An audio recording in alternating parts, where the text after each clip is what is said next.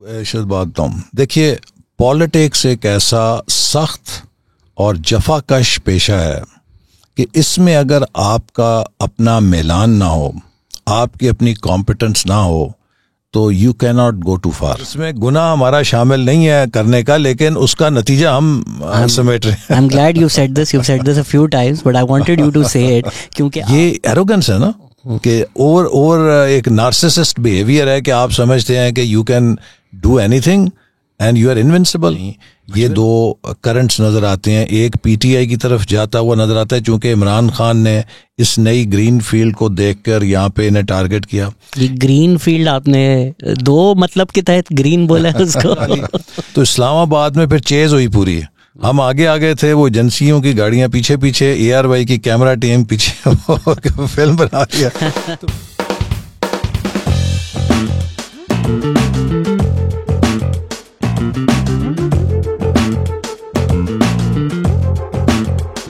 Hello अस्सलाम वालेकुम, welcome to a very special episode of the Pakistan experience. कुछ आज के गेस्ट वाकई किसी तारुफ के मोहताज नहीं हैं। He is the current minister for planning and development, farmer interior minister भी रह चुके हैं, वॉर्टन से MBA किया है, कैनेडी स्कूल पे भी पढ़ चुके हैं, कैम्ब्रिज में भी पढ़ चुके हैं, और 93 से 99 MNA थे, फिर उसके बाद 2008 से 2018 भी MNA थे। Mister Ahsan Iqbal himself is here with us. कैसे हैं सर आप? जी, थैंक यू वेरी मच, बहुत शुक्रिया आपकी दावत का। सर थैंक यू, आज आप हमारे साथ हैं तो मैंने सोचा आप ही से पूछ लूँ, आपके बेस्ट फ्रेंड PMLN छोड़ रहे हैं? नहीं, उन्होंने वाज़ह कर दिया है कि उन्होंने कहा कि मैं PMLN के साथ था और रहूँगा। तो उन्होंने अभी जो वाज़ेह किया है आज ही, मेरे ख्याल से जो शाजिब खानज़ादा के साथ उन्होंने इंटरव्यू दिया है, उसमें वो कह रहे थे कि हम जो 30-35 साल से नवाज शरीफ के दोस्त थे, अब एक नई लीडरशिप आ रही है, तो बेनज़ीर को भी ये स्ट्रगल हुआ था, तो कुछ अनबन ना हो तो हम जो ओल्ड स्टॉलवर्ड्स हैं वो थोड़े पीछे हट रहे हैं, तो वो हम जो हैं उनमें आप भी तो नहीं शुमार?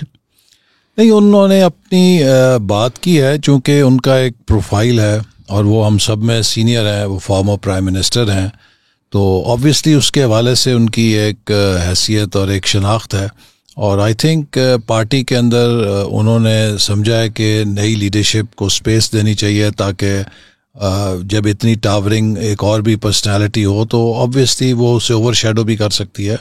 लेकिन जहाँ तक पार्टी के साथ उनकी कमिटमेंट का ताल्लुक है, मुझे तो एक रत्ती बराबर भी शुबा नहीं कि शायद खाकान साहब की लॉयल्टी में, पार्टी के साथ कमिटमेंट में कोई फ़र्क हो सकता।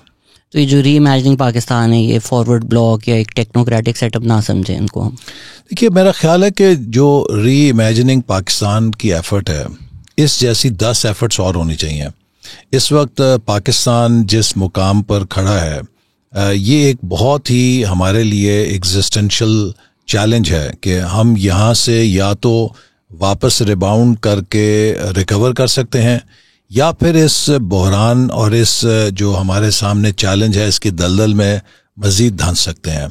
और मेरा ख्याल है कि किसी के पास भी ये इतना बड़ा चैलेंज है कि अगर कोई एक शख्स कहे, कोई एक जमात कहे, कोई एक इदारा कहे कि वो तन्हा पाकिस्तान को इस बहरान से निकाल सकता है, तो ये उसकी भूल है।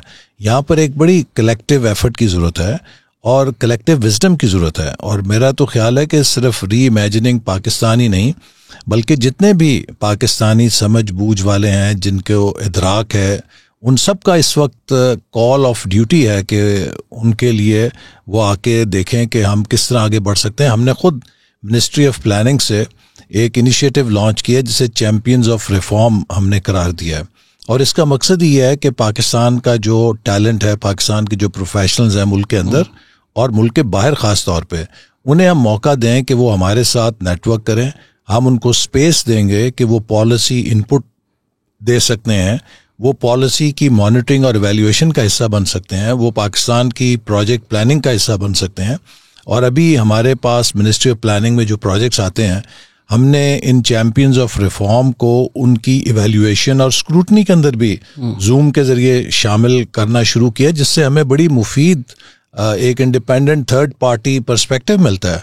तो मेरा ख्याल है कि ऐसी स्पेसेस सिर्फ एक री इमेजिनिंग पाकिस्तान नहीं, बल्कि चप्पे चप्पे पर बननी चाहिए, ताकि हम अपनी कलेक्टिव विजडम से मुल्क के लिए कुछ ऐसे सोल्यूशन दे सकें जिससे कि एक नई राह इख्तियार की जा सके। सर इसमें YDF का भी एक बहुत अच्छा इनिशिएटिव है, बट उसमें भी हमें नेपोटिज्म नज़र आता है। अगर हम शाहिद खाकान अब्बासी को देखें, जो एक पार्टी स्टॉलवर्ट हैं, जो अडियाला जेल गए, and as per my information उनको ये भी ऑफर हुआ था कि आप नवाज शरीफ पे टर्न हो जाएं तो आपको हम प्राइम मिनिस्टरशिप भी बना देंगे, वो भी उन्होंने रिफ्यूज़ किया।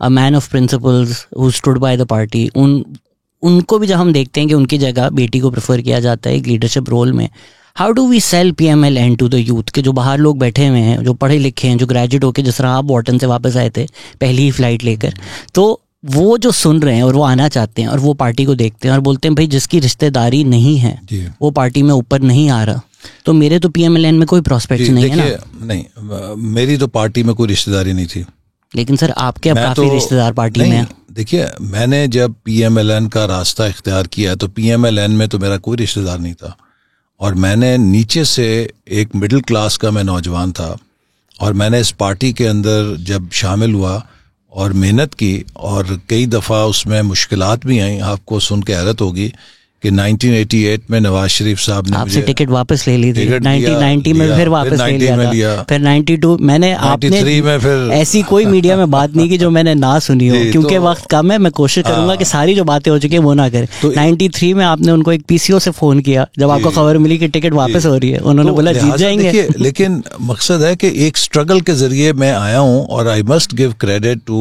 माई लीडरशिप, नवाज शरीफ साहब और पार्टी, कि उसने मुझे स्पेस दी है, और आज मैं अल्हम्दुलिल्लाह एक सीनियर मोस्ट पोजीशन के ऊपर हूँ। पाकिस्तान में प्राइम मिनिस्टर के बाद दूसरा ओहदा इंटीरियर मिनिस्टर का होता है, वो भी मैंने देखा। मिनिस्टर ऑफ प्लानिंग के हैसियत से भी मैंने 2 टेन्योर्स में, बल्कि 3 टेन्योर्स में काम किया।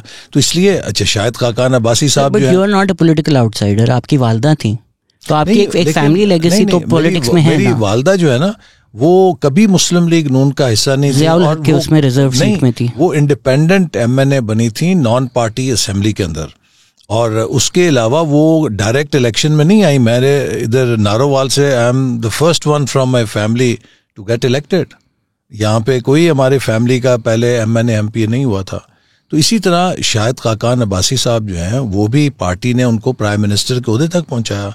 देखिए, it is enough for any youth to see कि शाहिद खाकान अब्बासी साहब जैसा कोई शख्स जो है वो प्राइम मिनिस्टर के ओहदे पे पहुंचा अपनी जद्दोजहद से, अपनी स्ट्रगल के साथ, अपने पॉलिटिकल कंट्रीब्यूशन के साथ।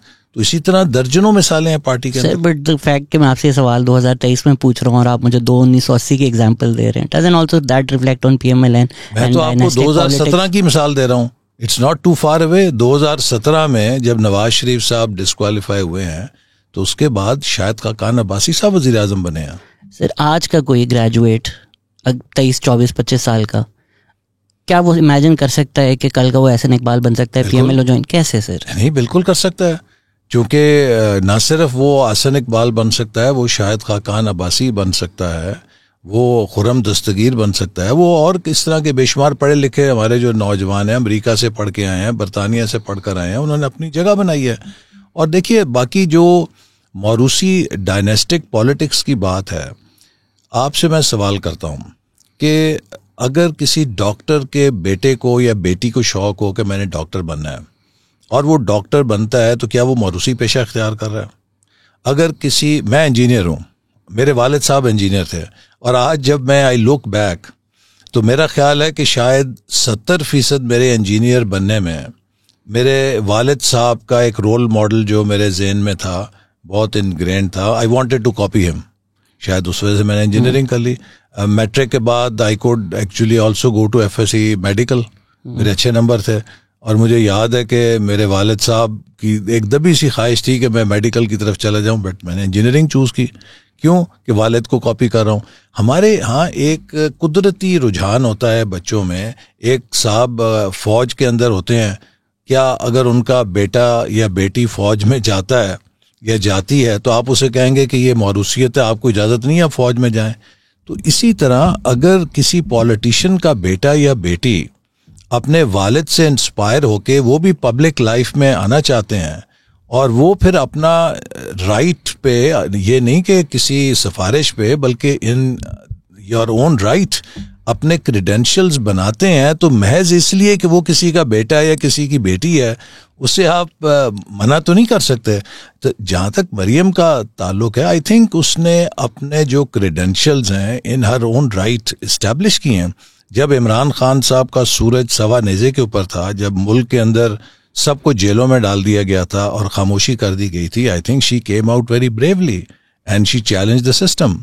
और उन्होंने उस वक्त जो बातें की, उस वक्त लोग वो बातें करते हुए डरते थे, और उन्होंने जेलों का भी सामना किया, और जिन हालात में उन्हें जेल के अंदर रखा गया वो बदतरीन दौर थे और महीनों के लिए रखा गया, लेकिन कभी उनकी चीख पुकार या हाय किसी ने नहीं सुनी।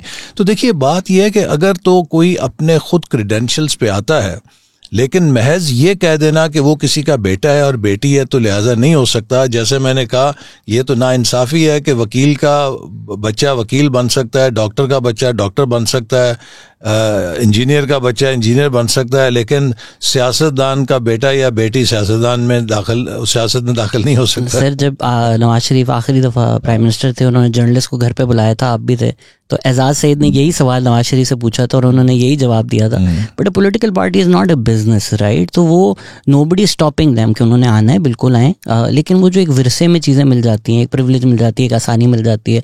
आपकी भी हम देख रहे हैं कि नेक्स्ट जनरेशन सीट पे आपकी अगली जनरेशन आएगी। That's what put people of now, कि हम देखते हैं प्राइम मिनिस्टर हैं, उनके बेटे चीफ मिनिस्टर बनते हैं, नवाज शरीफ पार्टी हेड थे, शाहिद खान अब्बासी को हटा के उनको सीनियर वाइस प्रेसिडेंट बना देता है। जब हम ये देखते हैं कि इस तरह चल रही हैं पार्टी, मैं आपको शायद एक बात बताऊं, देखिए पॉलिटिक्स एक ऐसा सख्त और जफाकश पेशा है कि इसमें अगर आपका अपना मैलान ना हो, आपकी अपनी कॉम्पिटेंस ना हो, तो you can not go too far. आप किसी वालिद या रिश्तेदार के सहारे से अगर आ जाएंगे ना, अगर आप इसके अपने तकाज़ों को पूरा नहीं करेंगे, ये सिस्टम आपको टॉलरेट नहीं करता, फेंक देता है पार। तो इसलिए अगर कोई अपना वजूद कायम रख पाता है और उसको वसी करता है, तो वो फिर उसकी अपनी मेहनत भी उसमें है। लेकिन अगर कोई इसके अहल ना हो, तो सिर्फ आप सियासत में, ये कोई नौकरी नहीं है कि जिसमें आपने किसी को अपॉइंटमेंट लेटर दे दिया तो उसके लिए 25 साल का एक रोज़गार लग गया और उसको कोई नौकरी से निकाल नहीं सकता। ये सरकार की नौकरी नहीं है, ये तो अवाम की खिदमत है और अवाम का इत्मीनान है। आप अगर उस पर पूरे नहीं उतरेंगे, लोग आपको भुला देंगे, लोग आपके साथ नहीं चलेंगे। देखिए मरियम नवाज ने पाकिस्तान के अंदर इमरान खान से बड़े क्राउड्स पुल किए हैं, तो इसका मतलब यह है कि उसकी एक अवामी पजीराई उसने इख्तियार की, और अगर अवाम किसी की तायद या पजीराई करें, मैं और आप कौन है कि उसे कहें कि भाई आप घर बैठ जाओ।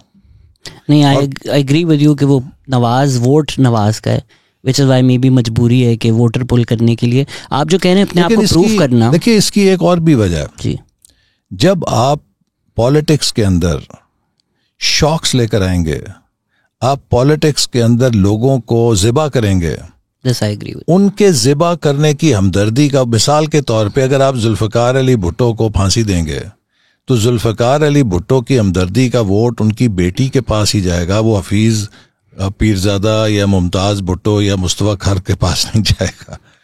अगर आप नवाज शरीफ साहब के साथ ज़्यादती करेंगे और बेरहम किस्म की ज़्यादती करेंगे, उनकी हमदर्दी का वोट जो है उनकी बेटी की तरफ ही जाएगा, वो शायद खान अब्बासी, ख्वाजा आसिफ या मेरी तरफ नहीं आ सकता। जैसा आई एग्री विद यू कि वो जो हम डायनास्टिक पॉलिटिक्स को बुरा भला कहते हैं, हम ये फैक्टर इन नहीं करते कि ये बनाने वाले कौन है। आप कह रहे हैं अपनी कॉम्पिटेंस प्रूव करना, आपने IGT में प्रूव किया, आप लीडर थे, आपने अपनी यूनिवर्सिटी खुलवा दी जब सारी यूनिवर्सिटियाँ बंद थी। अब स्टूडेंट यूनियंस आप बहाल नहीं करते, सिंध में बहाल हो गए, पंजाब में बहाल नहीं होते, तो वो नया एहसन इकबाल बनेगा कैसे? नहीं, मैं इसका बिल्कुल हामी हूँ कि स्टूडेंट्स यूनियंस होनी चाहिए, और चूँकि मुझे भी जो अपनी experiences as president students union हुए, उन्होंने मेरी बाद की ज़िंदगी को शेप करने में और मुझे पॉलिटिक्स की तालीम देने में बहुत अहम किरदार अदा किया, तो इसलिए मैं इस बात का हामी हूँ। और आप ये देखिए, जब हमने स्टूडेंट्स यूनियंस ख़त्म किए हैं तो एक ख़ास तबका होता है हमारी सोसाइटी में जिसमें आप कह लीजिए कि सियासत का कीड़ा होता है, या जिसका मतलब ये होता है कि उनके अंदर अपनी सोसाइटी या अपने ग्रुप या अपने गिरदो नवा के हालात से इंगेज करना और उनके ऊपर उनको शेप करने की एक मिलान होता है। तो उनके अंदर आप ये एक कह लीजिए कि एक सोच होती है, एक उनकी रुझान होता है। अगर आप उसे पॉजिटिव आउटलेट नहीं देंगे तो क्या होगा? अब इस वक्त जब स्टूडेंट्स यूनियन बंद हुई तो हर यूनिवर्सिटी के अंदर कहीं फ़िरका वारियत की तंजीम बन गई मजहबी बुनियादों पे, कहीं बरादरियों के नाम पे बन गई, कहीं लसानियत के नाम पे बन गई। तो हमने स्टूडेंट्स को जब एक बिग आइडेंटिटी नहीं दी तो छोटी आइडेंटिटीज के ऊपर उन्होंने खुद को तकसीम कर लिया। तो इसलिए मैं तो इसका स्ट्रोक ऑफ द पेन ये रिवर्स क्यों नहीं हो रहा? देखिए, इसमें मेरा ख्याल है कि कोई एक शायद सुप्रीम कोर्ट ने भी किसी वक्त कोई फैसला दिया था सिंध में तो है। अगर इन्होंने कर दिया तो अच्छी बात है, पंजाब को भी कर देना चाहिए। अलबत्ता एक बात ज़रूर मैं कहूँगा कि हमें स्टूडेंट्स यूनियन के साथ, जो कि किसी भी शोबे के लिए है, उसकी रेगुलेशन का एक निज़ाम ज़रूर रखना चाहिए। मादर पिदर आज़ादी जो है कैंपसेस के अंदर अगर हम देंगे कि जिसमें सियासी जमातें इन इदारों को अपना सियासत का अखाड़ा बनाएं, तो वो भी एक तजावुज़ होता है। लिहाजा इन इदारों में सियासत होनी चाहिए, तलबा सियासत होनी चाहिए, लेकिन इनडिसिप्लिन नहीं होना चाहिए, वायलेंस नहीं होना चाहिए। और इसके लिए हमें यूनिवर्सिटीज़ के अंदर जो स्टूडेंट्स यूनियंस का कोड ऑफ कॉन्डक्ट है, मैं आपको अपने यूनिवर्सिटी की मिसाल देता हूँ कि जब मेरा इलेक्शन हुआ तो अनफॉर्चुनेटली उसमें एक स्टूडेंट की डेथ हो गई, वायलेंस हुआ। और उसके बाद मैंने एज प्रेसिडेंट स्टूडेंट्स यूनियन खुद यूनिवर्सिटी एडमिनिस्ट्रेशन को कहा कि आप डिसिप्लिन कमेटी कायम करें, स्ट्रिक्ट एक्शन लें, जो आपके ख्याल में इस वायलेंस के मुर्तकब हैं दोनों साइडों से, उनको आप सज़ा दें। सज़ाएं दी गई। नतीजा ये है कि जब अगला इलेक्शन हुआ वो इतना पीसफुल और नॉर्मल था कि उस दिन किसी को पता भी नहीं था कि आज इलेक्शन हो रहा है। तो ये बहुत ज़रूरी है कि आप कैंपसेस के अंदर जो वहाँ का माहौल है उसको वायलेंस से दूर रखने के लिए, वहाँ पर असला ना हो, वहाँ पे एक अच्छी जमहूरी तरबियत हो, इसके लिए एक अच्छा कोड ऑफ कॉन्डक्ट होना चाहिए। बाकी अगर हम ये मौका नहीं देंगे तलबा और तालबात को, तो वो फिर मनफी तरह से, जैसे मैंने कहा कि कोई लसानियत पे, कोई फ़िरका वारियत पे उनकी आइडेंटिटीज़ जो हैं उनके ऊपर तकसीम हो जाएंगे। बिल्कुल ठीक है। आप होपफुली अगर गवर्नमेंट में वापस आए इलेक्शन के बाद तो आई वुड एक्सपेक्ट कि ये बहाल हो जाएं। लेजिस्लेशन की बात हो रही है, आपने काफ़ी ट्विटर स्पेसेस किए जब स्टेट बैंक ऑटोनमस हुआ था, आपने पार्लियामेंट में ये भी कहा कि ये गद्दारी है, काफ़ी सख्त अल्फाज आपने इस्तेमाल किए अपनी प्रोटेस्ट में। तो वो आप पावर में वो रिवर्स क्यों नहीं कर दिया आपने? देखिए, अब हमारा जो है ना अलमिया ये है कि we are stuck between devil and the deep sea. As much as उस पूरे IMF पैकेज को, जिसको हमने उस वक्त कहा था कि हुकूमत ने ये बग़ैर सोचे समझे दस्तखत कर दिए हैं, चूँकि हुकूमत उस वक्त उसको इतना डिले कर चुकी थी कि शायद उसके पास ये पोजीशन नहीं थी कि वो फिर उस पर कोई मीनिंगफुल नेगोशिएशन करती, या उसने समझा नहीं, जल्दबाजी में कर दिया। अब जब हम हुकूमत में आए हैं तो हमें एक ऐसी सूरत हाल मिली है कि हम अगर इस मुआहदे से बैक ट्रैक करते हैं तो मुल्क के ज़र मुबादला में इतनी सलाहियत नहीं है कि हम उसको विथस्टैंड कर सकें। तो लिहाजा इस वक्त आपने देखा कि हमें आने के बाद कई ऐसे इक़दामात उठाने पड़े, और अब भी हम उठा रहे हैं, कि जिनका मकसद ये है कि हम IMF के उस एग्रीमेंट को रिस्टोर करें, ताकि पाकिस्तान न सिर्फ IMF बल्कि जो दीगर मल्टीलैटरल इदारे हैं और हमारे फ्रेंडली कंट्रीज़ हैं, चूँकि सारा सिस्टम अब जुड़ा हुआ है, इंटरनेशनल फाइनेंशियल सिस्टम, हम उस सारे को फ़ायदा लें, उससे इन्फ्लोज मुल्क के अंदर आएँ, हम अपनी इकॉनमी और रिजर्व्स को ठीक करें। तो हम जितने उसके ऊपर तहफ़्फ़ुज़ात रखते हैं, आज बदकिस्मती से हमारे पास वो स्पेस नहीं बची कि जिसके ऊपर हम इसको एक लॉन्ग टर्म बेसिस पे रीनेगोशिएट करके कोई नई डील करते हैं। तो लिहाजा it is either take it or leave it. तो अब उसमें चॉइस नहीं है। अब अगर अल्लाह ताला करे कि हम थोड़े से मुस्तहकम हो जाएं और जब हम अपने पैरों पे खड़े हो जाएं तो हम इन सारी चीज़ों पे नज़रसानी फिर कर सकते हैं। सर, अगर आपके पास इतनी क्लैरिटी है इस बारे में, दार जो कर रहे हैं वो तो रिवर्स है। असद उमर हमें बेचा गया 10 साल कि ये जार हैं इकनॉमिक, ये सब ठीक कर देंगे, वो उनको 6 महीने में ही निकाल दिया गया। और सही बिल्कुल तनकीद की कि हमने डिले किया IMF को, जिसकी वजह से टर्म्स डेस्परेट हुए। तो इसहाकदार भी तो यही कर रहे हैं। देखिए, जो अभी हुकूमत ने थोड़ी ताख़ीर की, उसकी एक वजह यह है कि देखिए, हमें पाकिस्तान को $30 अरब की मार पड़ी है क्लाइमेट डिज़ास्टर से, और जब हम पहले ही कुछ इकदामात उठा चुके थे IMF के मुआहदे को करने के लिए, जिससे मुल्क के अंदर इन्फ्लेशन हुई, तो जब आपके मुल्क में 3.25 करोड़ लोग तबाह हो गए हों सैलाब से, आपकी मईशत को $30 अरब की मार पड़ चुकी हो, तो आप ये तवक्को रखते हैं कि इंटरनेशनल कम्युनिटी और इदारे उसके हवाले से आपकी इस मजबूरी को, आपकी इस मुश्किल को, उसकी अंडरस्टैंडिंग शो करेंगे। पाकिस्तान से इस वक्त कहा जा रहा है कि वही शराइत मनोअन तस्लीम करे जो IMF के अंदर इस मौसमियाती तबाही से पहले हमें दी गई थी। तो हुकूमत का इतना तो फ़र्ज़ था कि वो कम से कम कुछ कोशिश तो करती कि उनको कहे कि भाई आप हमारे मुल्क की हालत देखिए, हम इतने एक्सट्रीम मेजर्स के मुतहम्मल नहीं हो सकते। लोग पहले ही महंगाई के अंदर डूबे हुए हैं और हम उन पर कितना बेरोज़गारी और महंगाई का और बोझ डालें। तो अगर इस हवाले से एक कोशिश ना करते तो यकीनन लोगों ने इतराज़ करना था, जी आपने कुछ कोशिश भी नहीं की, इनसे बातचीत भी नहीं की, आप तो बिल्कुल ही इनके आगे आपने अपना कलम रख दिया। तो लिहाजा हमारी कोशिश यही रही कि हम उनको कायल करने की कोशिश करें। लेकिन इस वक्त जो इंटरनेशनल फाइनेंशियल सिस्टम है उसके अंदर कोई दिल नहीं है, और ये बात सेक्रेटरी जनरल UN कह चुके हैं कि इस वक्त जो एक बहुत बड़ा दुनिया का बहरान है वो ये है कि जो बैनुल अक़वामी मालियाती निज़ाम है इसके अंदर दिल नहीं है। वो इस वक्त डेवलपिंग कंट्रीज़ की जो मुश्किलात हैं उनका इदराक नहीं कर पा रहा। देखिए, एक पेंडेमिक थी जिसने हिट किया, पेंडेमिक के बाद जो फिर सप्लाई शॉक आया, जो यूक्रेन वॉर के नतीजे में स्काई रॉकेट कर गई तमाम कमोडिटी प्राइसेस, जिसमें फ्यूल प्राइसेस ने बिल्कुल बेकाबू होकर तमाम डेवलपिंग कंट्रीज़ को तबाह और बर्बाद कर दिया। और फिर इसके बाद पाकिस्तान पे तो ये क्लाइमेट डिज़ास्टर भी आया। अब आप देखिए कि इस सारी सूरत हाल के नतीजे में बांग्लादेश जैसा मुल्क जो है वो भी IMF के पास जाने पे मजबूर हो गया है, और उसको भी अब एक बड़े सख्त पैकेज से गुजरना पड़ रहा है। इसी तरह इजिप्ट की इकॉनमी देखें, वो भी तकरीबन हमारे जैसे बहरान से गुजर रही है। हम तो डेवलपिंग कंट्रीज है ना। अगर आपने देखा होगा अखबार में तो आज 40 साल का हाईएस्ट रेट जो है इंटरेस्ट का वो बरतानिया ने रेज कर दिया है। वो भी उनके यहाँ भी इन्फ्लेशन बेकाबू हो गई है और वो समझ नहीं पा रहे कि इसको कैसे कंट्रोल करें। तो इस वक्त पूरी दुनिया में भी एक बदतरीन इन्फ्लेशन और साथ ही रिसेशन सेट इन कर रहा है।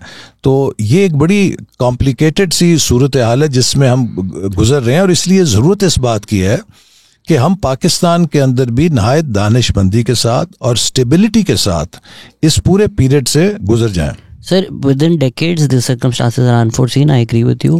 Within the last few months, they're not unforeseen. सारे जो भी इकोनॉमिक एक्सपर्ट्स हैं उन्होंने बता दिया था कि यही होगा। हफीज़ पाशा ने बोला था कि अगर IMF जाएंगे तो मेरे ख्याल से आपकी 20 से 30% इन्फ्लेशन होगी, अगर नहीं जाएंगे तो शायद 50 भी क्रॉस कर जाए। आतिफ मियां ने कल सेमिनार किया है, उन्होंने भी ये बातें की हैं। ये हमें पता था कि IMF जाना ही जाना है। The bet that Dar took backfired, वो जो डार पेग था दैट बैकफायर्ड। देखिए, सो आप एट बेस्ट केस सिनेरियो आप कह सकते हैं इन अर्नेस्ट हमने कोशिश की बट अनडिनाइबल फेल्ड। जी, देखिए ये तो हमारा हक था ना, मैं किसी को डिफेंड नहीं कर रहा, लेकिन मैं ये तो ज़रूर कहूँगा कि कोई भी इस जगह होता तो उसकी एक ये कोशिश तो होती कि मैं अपने लोगों को बचा पाऊँ और हम कोशिश कर लें कि कोई हमें सहूलत मिल सके। लेकिन जैसे मैंने आपसे कहा कि इस वक्त जो इंटरनेशनल फाइनेंशियल सिस्टम है उसके अंदर कोई, मैं नहीं कह रहा, सेक्रेटरी जनरल UN कह रहे हैं कि उसमें दिल नहीं है, और वो इज़ नॉट कंसिडरेट के what kind of challenges now developing countries are facing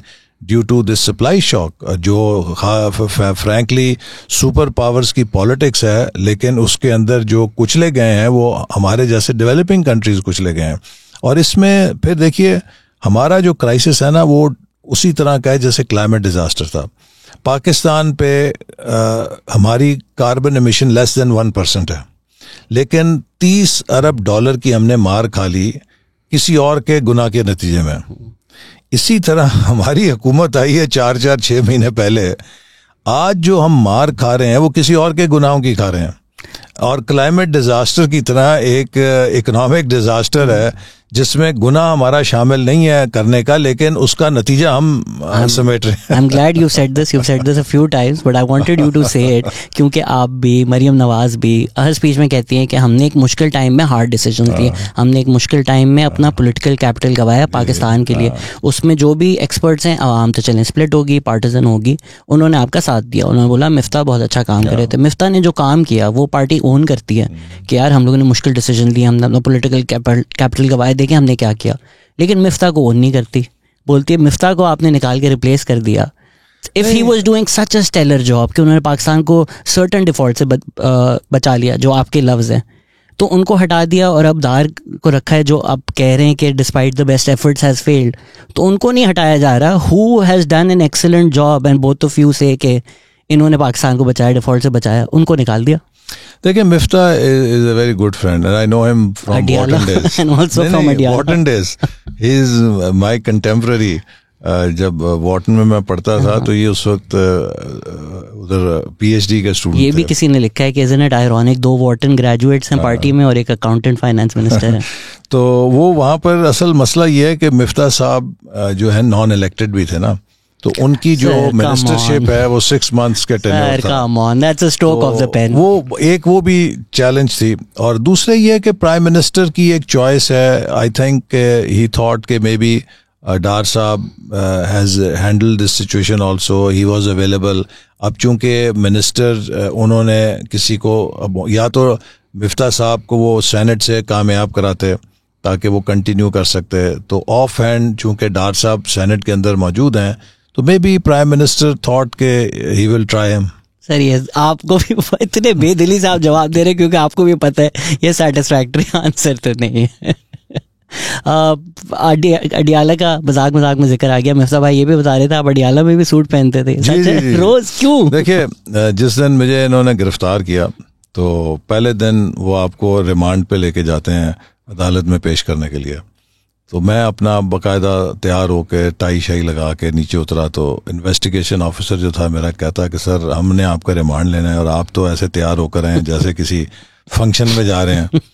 मैंने कहा भाई हमारे पंजाब में ये कहते हैं कि जब शरीकों के जाना होता है ना तो सज वज के जाते हैं ताकि उन्हें पूरा रोब रहे उनके ऊपर। तो मैंने कहा जब दुश्मनों के सामने पेश होना है तो फिर कमज़ोरी नहीं नज़र आनी चाहिए कि इन पर कोई आई। तो वहाँ जेल में भी सुबह आराम से खूब, अब जेल में तो खैर टाई नहीं लगाता था, लेकिन कोट पैंट पहन के जिस तरह घर में तैयार इंसान होता है सॉलिटरी में तो बिल्कुल उसी तरह तैयार होके तो नाश्ता करना और बैठना। क्योंकि खान साहब ने एक बड़ा काम ये किया, कैमरा लगाए हुए थे। आपने कहा ये सच है? जी। वहाँ पे वो ये कहते थे कि इन लोगों की मुझे तस्वीरें दो कि किस हालत में ये रह रहे हैं, और हमारी इतनी सख्त निगरानी थी कि आप अंदाज़ा नहीं कर सकते। और खान साहब जो हैं वो इस बात से आसूदगी हासिल करते थे कि कौन फर्श पे लेटा है, कौन कितनी कैद तन्हाई काट रहा है, और वो सारी इंटेलिजेंस जो है हमारी ऊपर जाया करती थी। तो जो जेल के हुकाम है वो भी बड़े डरते थे कि जी आप लोगों के साथ कोई हमने रियायत की तो हमारी नौकरी ख़राब हो जाएगी। तो इसलिए मैंने कहा अगर उनको रिपोर्ट जा रही है ना तो उन्हें पता लगना चाहिए कि आप जितनी हम पे सख्ती कर रहे हैं हम उससे ज़्यादा नॉर्मल रह रहे हैं। सर इसमें चलें आपके किरदार को सहा जाए इस बात पे, लेकिन डोंट यू थिंक कि PMLN की मीडिया स्ट्रेटजी नॉन एग्जिस्टेंट है? फवाद चौधरी 2 दिन के लिए जेल जाते हैं, उसके पर्टिकुलर्स में नहीं पढ़ते कि सही है या गलत है। उनकी वाइफ की भी इस तरह प्रोजेक्शन होती है कि जिस तरह वो बेनज़ीर भुट्टो हैं, उनकी मीडिया पे भी इस तरह प्रोजेक्शन होती है। एक political prisoner Shahbaz Gill jail जाते हैं, इमरान खान उसको एक नेशनल इशू बना देते हैं। महीनों आप जेल में रहते हैं, मिफ्ता जेल में रहते हैं, शाहिद खाकान अब्बासी जेल में रहते हैं, ना PMLN को प्रोजेक्ट करता है, ना हम कोई प्रोटेस्ट देखते हैं। तो आप लोग इतने इजीली एक्सेप्ट कर लेते हैं जेल, कुछ मीडिया पे शोशा नहीं बनाते। Is that why people also have no empathy for you compared to others? जी मे बी देखें इसकी वजह यह है कि PTI को हमारे ऊपर एक बहुत बड़ी एज है, और वो ये है कि खान साहब की जो कोर कॉम्पिटेंस है वो 2 चीज़ें हैं। एक है फंड रेजिंग और एक है मार्केटिंग। क्योंकि वो पिछले 35-40 साल से अपने हॉस्पिटल के लिए फ़ंड इकट्ठे करने के लिए मार्केटिंग कर रहे हैं। तो एक उनको ब्रांडिंग करना, मार्केटिंग करना, इसका बहुत बड़ा मलका हासिल है, और उसी मार्केटिंग के बलबूते पे लोगों की जेबों को खाली करने का बड़ा उन्हें मलका हासिल है। यानी कि दुनिया में पाकिस्तानी कोई भी चाहे नॉर्थ पोल के ऊपर भी है और उसकी जेब में $100 फालतू हैं तो खान साहब का हाथ उसकी जेब में है। तो पूरा उनका एक डेटाबेस है, पिछले 35 साल से उन्होंने एक साइंटिफिक तरीके से फंड रेजिंग की है। तो ये जो उनका नो हाउ है यही अब पीटीआई की बेस है। और आपने देखा है कि अब तो इसके बारे में फाइनेंशियल टाइम्स ने भी कहा कि उन्होंने जो फंड रेजिंग हॉस्पिटल के लिए की उसको उन्होंने अपने सियासी इलेक्शन में भी इस्तेमाल किया, पार्टी के लिए भी इस्तेमाल किया। तो उस वजह से जो उनकी मार्केटिंग की कैपेबिलिटी है और जो उनकी फंडिंग की स्ट्रीम उनको हासिल है वो बहुत ज़्यादा है हमारे मुकाबले में। सर बट ये आप PMLN के जनरल सेक्रेटरी भी हैं, चले सोशल मीडिया नया आया, मतलब बोले यार इन्होंने पहले से सोच लिया था, अब तो कोई 10-20 साल हो गए। द फैक्ट दैट PMLN के नैरेटिव सोशल मीडिया पे चल ही नहीं सकते, आप लोगों के बयानियात वायरल ही नहीं होते, एंड आई डोंट मीन किसी को पैसे दे के ट्रेंड करा दिया, वो समझ में आ जाती है। तो ये तो एब्जेक्ट फेलियर है कि आप लोगों ने एक सोशल मीडिया टीम नहीं बनाई, एक मार्केटिंग टीम नहीं बनाई। PTI का बयानिया हम कहें ट्रोल से वो एम्पलीफाई होता है, लेकिन बिक तो रहा है, आपका नहीं बिक रहा। इसका एक बुनियादी फर्क वही है कि उनका पेड मीडिया है, हमारा वॉलंटियर्स का है, तो उसमें एक एमेचर और प्रोफेशनल जो फर्क हो जाता है। अब आप देखिए कि उनकी खैबर पख्तूनख्वा में हुकूमत थी, उन्होंने 1400 नौजवानों को पता नहीं 25 या 30 हज़ार रुपए के ऊपर रख के इसी काम पे लगाया था कि तुम ट्रोलिंग करो, तुम गाली गलोच करो और ये सारी ट्रेंड बनाओ, ये सारी चीज़ें करो। हमने तो ऐसा अभी काम नहीं किया, ना हम कुछ तरह करने में यकीन रखते हैं। बट ना करें, मैं तो रोज गालियां खाता हूं उनसे, बट कोई मार्केटिंग मेजर तो रखें पार्टी में, कोई सोशल मीडिया विंग तो बनाए। जी कोई है, लेकिन लेट्स बी ऑनेस्ट, मैं भी जानता हूँ क्या काम हो रहा है। नहीं बस उसको अब there I think improving slowly and gradually, but I agree with you कि इसमें काफ़ी गुंजाइश है कि इम्प्रूव किया जाए sir. Do you have a view point on the ये जो प्रिजनर्स हो रहे हैं, कि हमने PTI के दौर में देखा कि किस तरह जर्नलिस्ट डिसेंट को बिल्कुल ही कर्ब कर दिया, कोई भी उनके खिलाफ बोले या तो ऑफर हो जाते थे या तो अरेस्ट हो जाते थे। एंड वी सॉ कि एटलीस्ट असद अली तूर को मार पड़ती है तो PMLN उनसे मिलने जाती है, शहबाज शरीफ जाते हैं, बिलावल भुट्टो जाते हैं, मुदस्सिर नारू किडनैप होते हैं तो मरियम नवाज की एक तस्वीर आती है उनके बेटों के साथ। ऑप्टिक्स के लिए भी एक हमें नज़र आता है। अब के दौर में जो जर्नलिस्ट पिकअप हो रहे हैं या पॉलिटिकल प्रिजनर्स हो रहे हैं, shouldn't you stand with them as opposed to being silent because you also suffered? हमारी पार्टी की और गवर्नमेंट की बड़ी डिक्लेयर्ड पॉलिसी है कि we don't believe in victimisation. अगर हमने विक्टिमाइजेशन करनी होती तो सबसे पहले मैं जाके इमरान खान साहब को बुक करता कि मैंने जो 2.25 महीने सजाए मौत के कैदियों की चक्की में काटे हैं, तो खान साहब अब हाई कोर्ट ने उस मुकदमे को आपके मुंह पे मारा है, तो आइए ना आप उसके जुर्म में अंदर जाएं। हमने तो कोई ऐसी कार्रवाई नहीं की। ये जो लोग मुकदमे हो रहे हैं, मिसाल के तौर पे फवाद चौधरी का केस है, इसे इलेक्शन कमीशन ने किया। देखिए हमने भी मार्शल लॉ का सामना किया मुशर्रफ दौर में, पीपल्स पार्टी ने मार्शल लॉ का सामना किया ज़िया दौर में, लेकिन एक लाइन किसी ने कभी क्रॉस नहीं की, वो ये है कि एक सियासी इस्टेब्लिशमेंट की मुखालफत और चीज़ है, लेकिन एक इदारों को अटैक करना और चीज़ है। हमने या पीपल्स पार्टी ने माजी में बहुत जुल्म भी सहे, लेकिन कभी मुल्क के सलामती के इदारों को उनके पॉलिटिकल रोल से बियॉन्ड एज इदारा अटैक नहीं किया था। क्योंकि देखिए हमारे कौमी सलामती के इदारे ना, we are a security state also. अगर आप अपने कौमी सिक्योरिटी के इदारों को हल्का कर देंगे और उनको कमज़ोर करेंगे, वो जो स्पेस पैदा होगी, वैक्यूम पैदा होगा, उसे कौन फिल करेगा? उसे पीपल्स पार्टी तो नहीं कर सकती, मुस्लिम लीग नून तो नहीं कर सकती, हमारे पास तो 79 लोग हैं, उसे कौन करेगा? ये नॉन स्टेट एक्टर्स जो जत्थे हैं, जो जैश है, जो सपा है, जो तालिबान है, ये लोग ही करेंगे ना। तो इसलिए एक फाइन लाइन है जिसको हमें पेश नज़र रखना चाहिए कि अपनी पॉलिटिक्स में हम इतने इंतहा पे ना चले जाएं कि जहां मुल्क और उसका जो रियासत है और उसके जो कौमी इदारे हैं उनके किरदार को मसख करना शुरू कर दें। अब इन लोगों ने अनफॉर्चुनेटली एक इतनी एग्रेसिव पोस्चरिंग की है कि ये उस फ़र्क को धुंधला गए हैं। अगर हम नहीं तो कुछ भी नहीं। अगर हम हुकूमत में नहीं है तो ना हम फौज को मानते हैं, ना हम अदालत को मानते हैं, ना हम इलेक्शन कमीशन को मानते हैं, ना किसी और चीज़ को मानते हैं, हम सब आपके ऊपर फायर करेंगे।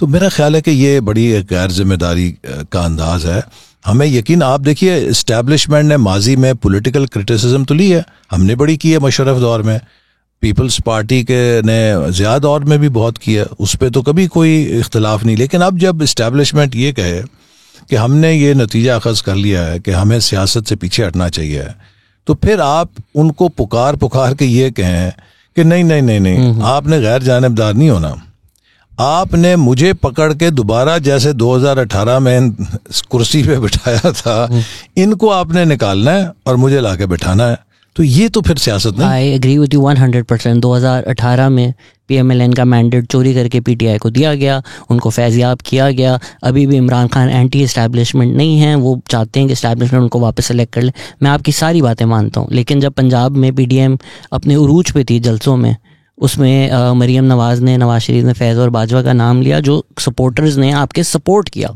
कि एक एंटी इस्टेब्लिशमेंट, उनके पॉलिटिकल रोल की बात कर लें, कोई म्यूटनी या टिरनी नहीं मांग रहा था, पॉलिटिकल रोल के खिलाफ एक आवाज़ उठी, वोट को इज्जत दो को सबने सपोर्ट किया।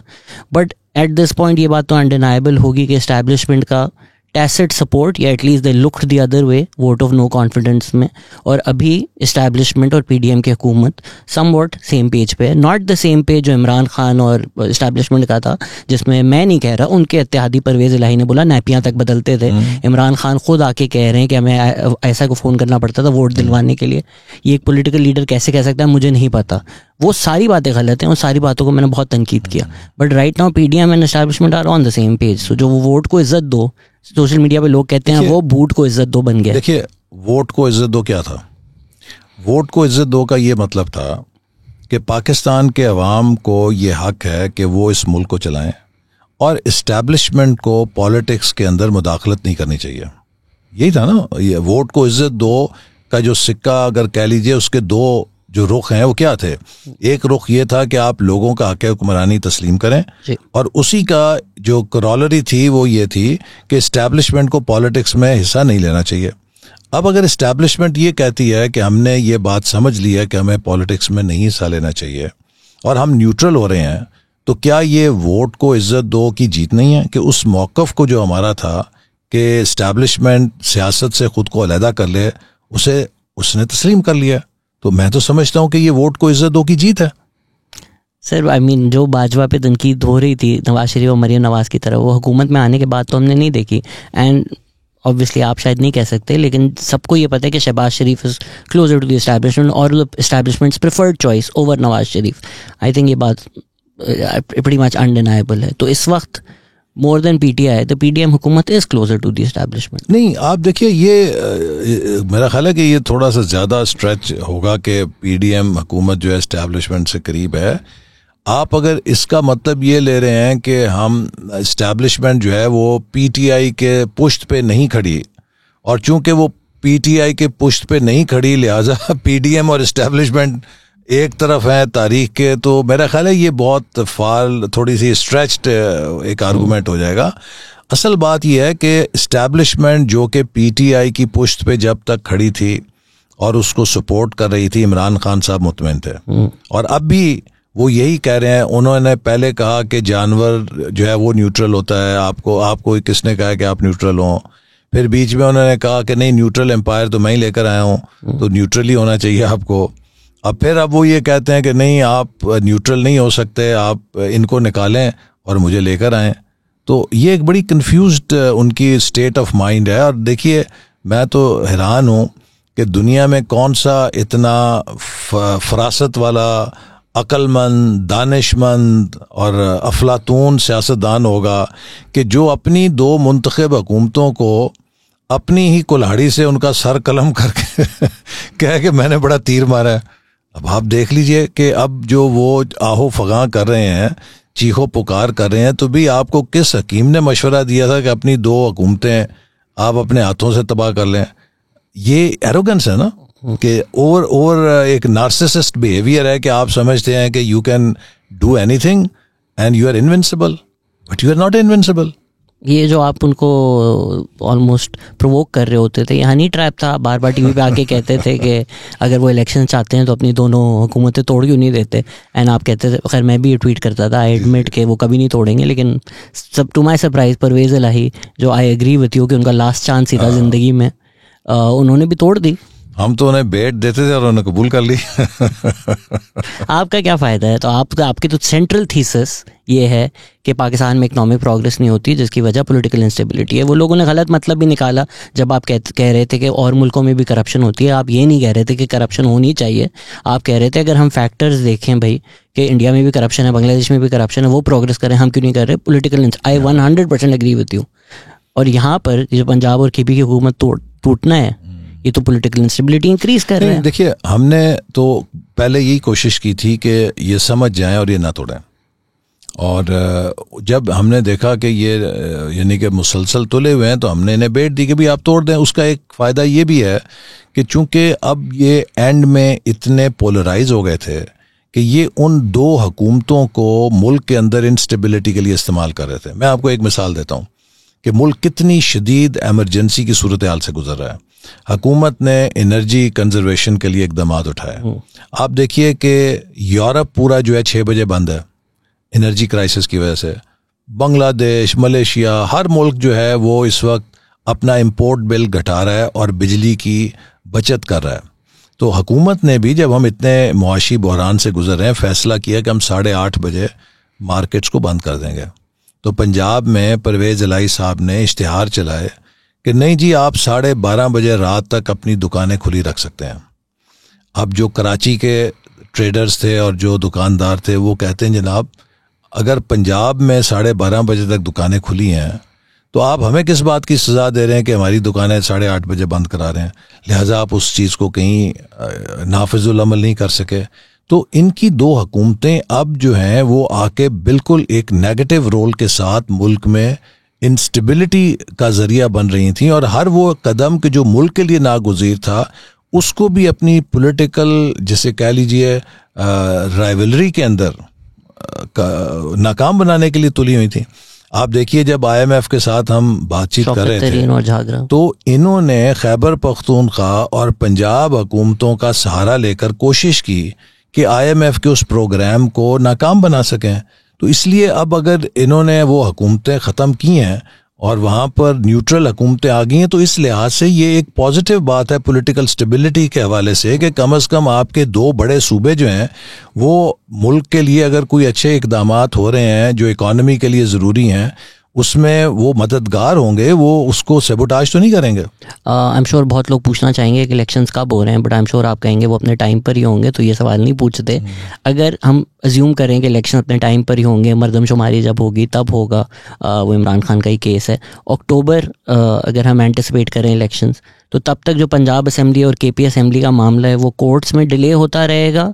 Is that how you drag it till October? Because I don't think you can risk doing elections in KP and Punjab before the national elections. देखिए, इसमें 2-3 चीज़ें हैं। एक बात तो वही है, जैसे मैंने पहले भी कही, कि खुद अप्रैल 2021 में खान साहब की सदारत में काउंसिल ऑफ कॉमन इंटरेस्ट, जो एक आइनी इदारा है, उसमें वो फैसला करके गए कि अगला जनरल इलेक्शन नई मरदमशुमारी के तहत होगा। और ये क्यों होगा? ये इसलिए फैसला हुआ था कि 2018 में सिंध ने मरदमशुमारी पे अपने तहफ़्फ़ुज़ात का इज़हार किया था, और उस वक्त कंडीशनल अप्रूवल हुई थी कि ये मरदमशुमारी सिर्फ 2018 के लिए इस्तेमाल होगी, इसके बाद इससे इस्तेमाल नहीं किया जाएगा और अगले इलेक्शन से पहले नई मरदमशुमारी की जाएगी। लिहाजा वो मरदमशुमारी उस फैसले की रोशनी में अब शुरू हो चुकी है और 30 अप्रैल को उसके हतमी नताइज भी आ जाएंगे। तो जब 30 अप्रैल को उसके नताइज आ जाने हैं और मुल्क के अंदर बाकी सूबों में जनरल इलेक्शन उसी के ताबे होना है, तो क्या ये एक डाइकॉटमी नहीं होगी कि 2 सूबे जो हैं उनमें आप पुरानी मरदमशुमारी के तहत इलेक्शन करें, बाकी जो 2 सूबे हैं और पूरी जनरल जो कौमी असेंबली है उसके जनरल इलेक्शन नई मरदमशुमारी के तहत हों?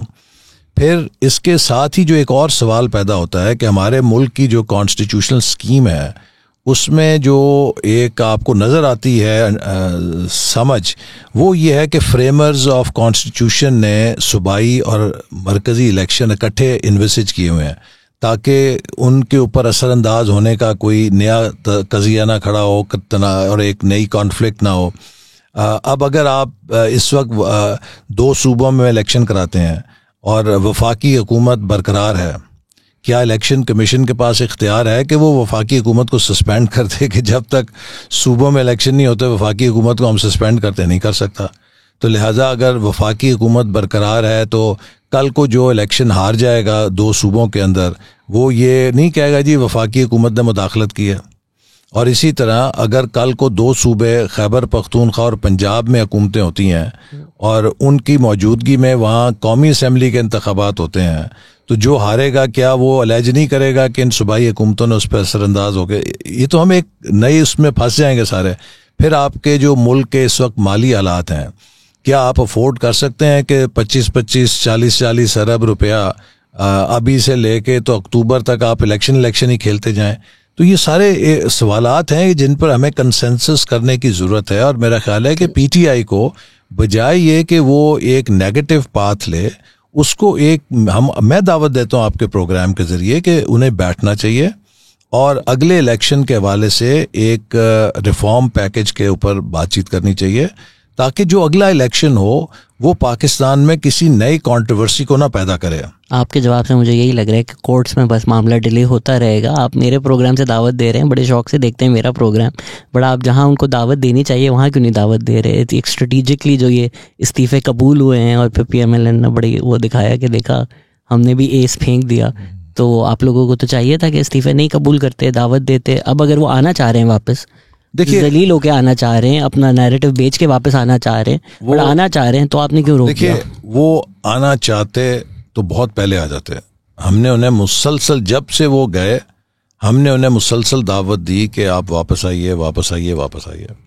लेकिन अब जब उन्होंने पंजाब और KP की हुकूमतों को डिसॉल्व कर दिया और उसके बाद कहा कि हम यहाँ पर भी आ रहे हैं, तो इससे साफ जाहिर था कि उनकी इंटेंशंस क्या हैं। वो किसी नेक इरादे के साथ नहीं आ रहे थे। क्या कर लेते अगर?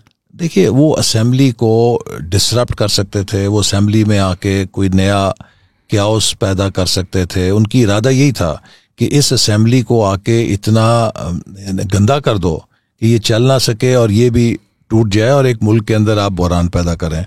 देखिए इस वक्त पाकिस्तान की जो इकोनॉमिक कंडीशन है, हम बिल्कुल जैसे कहते हैं ना क्लिफ के ऊपर हैं। आप मुझे ये बताएं, क्या हमारे अंदर इतनी पसली है कि 4 महीने के लिए हम पाकिस्तान को ऑटो पायलट पे चला दें? इलेक्शन का मतलब यह है कि एक निगरान हुकूमत होगी। निगरान हुकूमत के पास जो आइन मैंडेट देता है वो सिर्फ ये देता है कि ये रूटीन के काम इलेक्शन की निगरानी के कर सकते हैं, वो कोई पॉलिसी फैसला नहीं कर सकते। यहाँ तो हर रोज आपको एक पुल सिरात से गुजरते हुए पॉलिसी फैसले करने हैं, और अगर एक मुस्तकिल हुकूमत नहीं होगी तो मुल्क को कौन स्टीयर करेगा इन मुश्किल चैलेंजेस से, जो कि हमें दिनों के हिसाब से नहीं घंटों के हिसाब से सामना करना पड़ता है। तो इसलिए इस वक्त पाकिस्तान में किसी किस्म की इंस्टेबिलिटी पैदा करना, और मैं अक्सर ये मिसाल देता हूँ कि देखिए जब घर में आग लगी हो ना, तो उस वक्त घर वालों का ये फर्ज है कि अपनी अपनी बाल्टी उठा के उस आग को बुझाएं। अगर उस वक्त वो इस बात पे लड़ेंगे कि ये आग किसने लगाई, तो वो आग सबको जला देगी। सर आप, I agree with you, but अगर आप कह रहे हैं ये मिसक्रिएंट हैं और ये मिसक्रिएंट ही करेंगे, तो फिर ये तो डिसइनजेन्युअस इन्विटेशन हुआ कि हमारे साथ बैठें और इलेक्टोरल रिफॉर्म बिल बनाएं। कहाँ बनाएं? मतलब इन प्राइवेट मीटिंग्स करें? नहीं, देखिए इसके लिए तो नहीं आ सकते। नहीं, हम सब मिल सकते हैं, और इसके लिए सेनेट का फ्लोर मौजूद है। सेनेट में तो है ना PTI, तो सेनेट के प्लेटफॉर्म के ऊपर एक संजीदा अगर वो कोशिश करना चाहें तो उनके सेनेटर्स मौजूद हैं। वो एक ऑल पार्टीज कमेटी के अंदर जो ऑलरेडी बनी हुई है पार्लियामेंट्री कमेटी, उसमें उनके सेनेटर्स भी हैं। तो वहाँ बैठें और बैठकर अगर वो एक इलेक्टोरल रिफॉर्म्स पैकेज के ऊपर इत्तेफाक करें, तो मेरा ख्याल है कि ये ज़्यादा बेहतर है कि हम मुल्क को मज़ीद कंट्रोवर्सीज़ में और पोलराइजेशन, इस वक्त देखिए सबसे बड़ा जो चैलेंज है पाकिस्तान का वो पोलराइजेशन है। मैं तो इसे इकोनॉमिक चैलेंज से भी बड़ा एक चैलेंज समझता हूँ। इकोनॉमिक चैलेंजेस को आप हल कर सकते हैं, नंबर्स आप ठीक कर सकते हैं, लेकिन जब सोसाइटीज़ डिवाइड हो जाएं, सोसाइटी में हेट आ जाए, मैं तो उसका एक विक्टिम हूँ, हेट का मैंने तो खुद भुगता है। तो इसलिए मैं समझता हूँ कि ये एक बहुत बड़ी सोसाइटी की तबाही का बुनियाद होती है कि जिसमें आप इतनी इंटॉलरेंस ले आए कि एक पाकिस्तानी दूसरे पाकिस्तानी को बराबर पाकिस्तानी ना समझे। सर आप पर्सनल मोटिवेशन जो बातें करते हैं, आपके लिंक्डइन के तो बहुत फैंस हैं प्रोफेशनल्स, उसमें आप हमेशा बात करते हैं प्लानिंग हो, 5 साल की हो, 10 साल की हो, आपका एक विजन हो, आपको पता हो क्या करना है, आगे चीज़ें क्या आ रही हैं।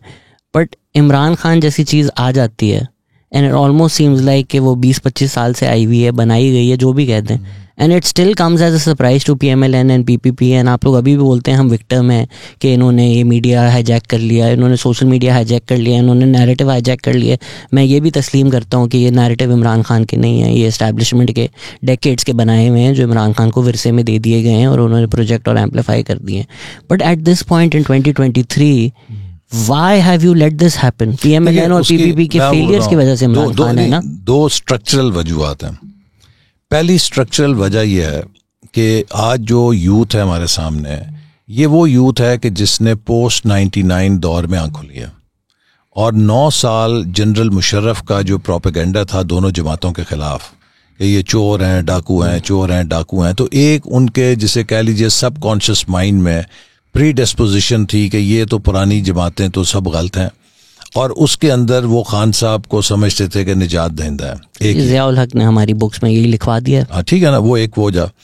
दूसरी एक स्ट्रक्चरल जो मैं समझता हूँ कि वजह बनी वो ये है कि जो हमारी पुरानी जमातें थीं वो अपनी ट्रेडिशनल पावर बेस में इतनी वेल इंट्रेंच थीं कि 2000 के बाद जो दुनिया में इंफॉर्मेशन रेवोल्यूशन आया उसने हमारी मिडिल क्लास को, जो रवायती तौर पे ए पॉलिटिकल होती थी, ये लोग डिसइंटरेस्टेड होते थे पॉलिटिक्स से, लेकिन जब इंफॉर्मेशन रेवोल्यूशन ने उनको इतलात दी, उनको एम्पावर किया, इंफॉर्मेशन से आगाही दी, तो इनके अंदर एक अर्ज पैदा हुई कि हम भी मौजूद हैं और हमें रिकग्नाइज नहीं किया जा रहा और हमारा कोई रोल नहीं है.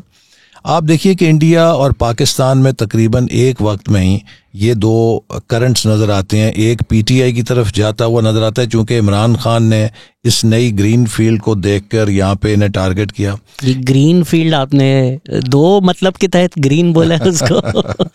और दूसरे, इंडिया में उस वक्त अन्ना हज़ारे मूवमेंट की इमरजेंस हुई.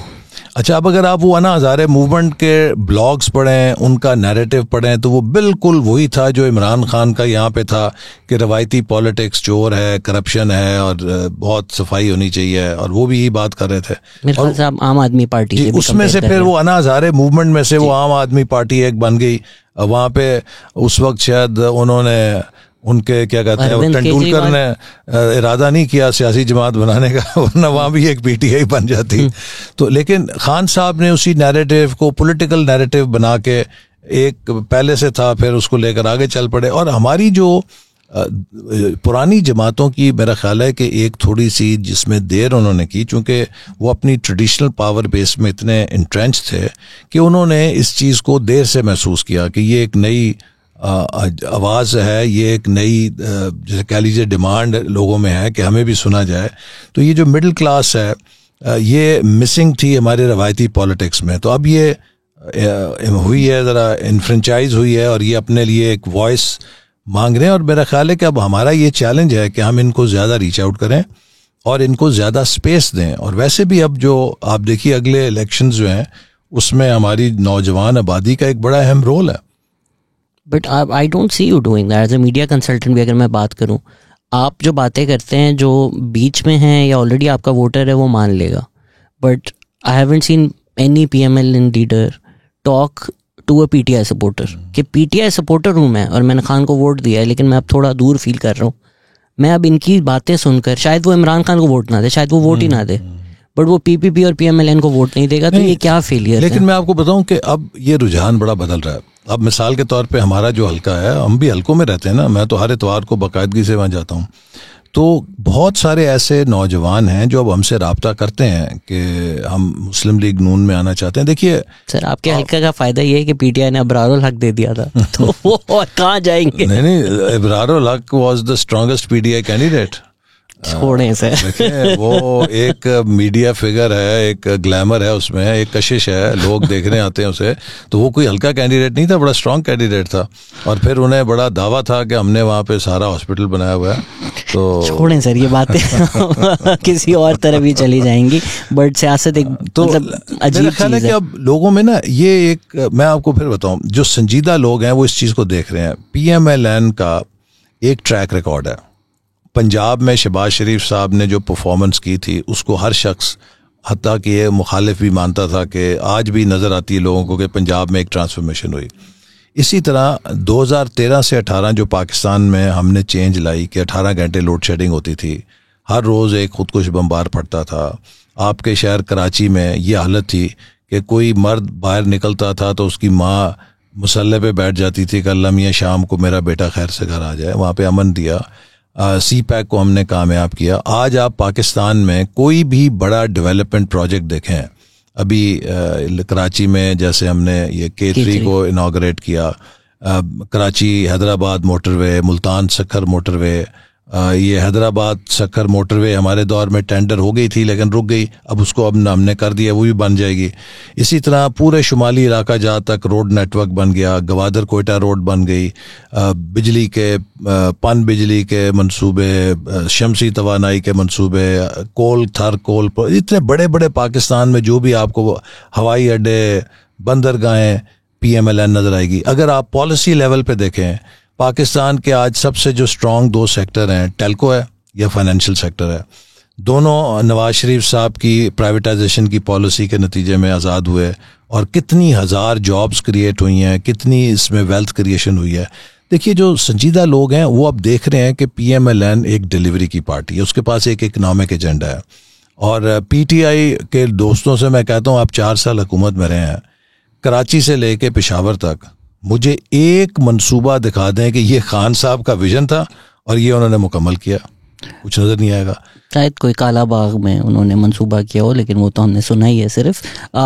सर, ये शायद पिछले साल अगर आप फॉरेन इलेक्शंस करवा देते तो ये बातें लोग मान लेते, बट नाउ आप जब लेट्स से समर्स में कैंपेनिंग करेंगे and Maryam Nawaz now seems like वो आपसे आगे जो वर्कर्स कन्वेंशन कर रही हैं, इलेक्शन की तरफ आपके अब शुरू हुआ है सीरियसली, तो they will look at the past 1.5 years and sure ribbon cutting ceremonies होंगी अभी बहुत सारी, उससे पहले जो होनी है, जाहिर बात है इलेक्शन में दिखाना है कि कुछ ना कुछ, बट इतना कोई टर्न अराउंड जिस तरह आपने कॉन्फ्रेंस की, इतना कोई फंडामेंटल आप टर्न अराउंड कुछ महीनों में कर सकते हैं कि people remember these 18 months because that's what they will vote on. हम बिल्कुल आखिरी फ्लैग एंड पे हैं, आखिरी साल के चंद महीने हैं।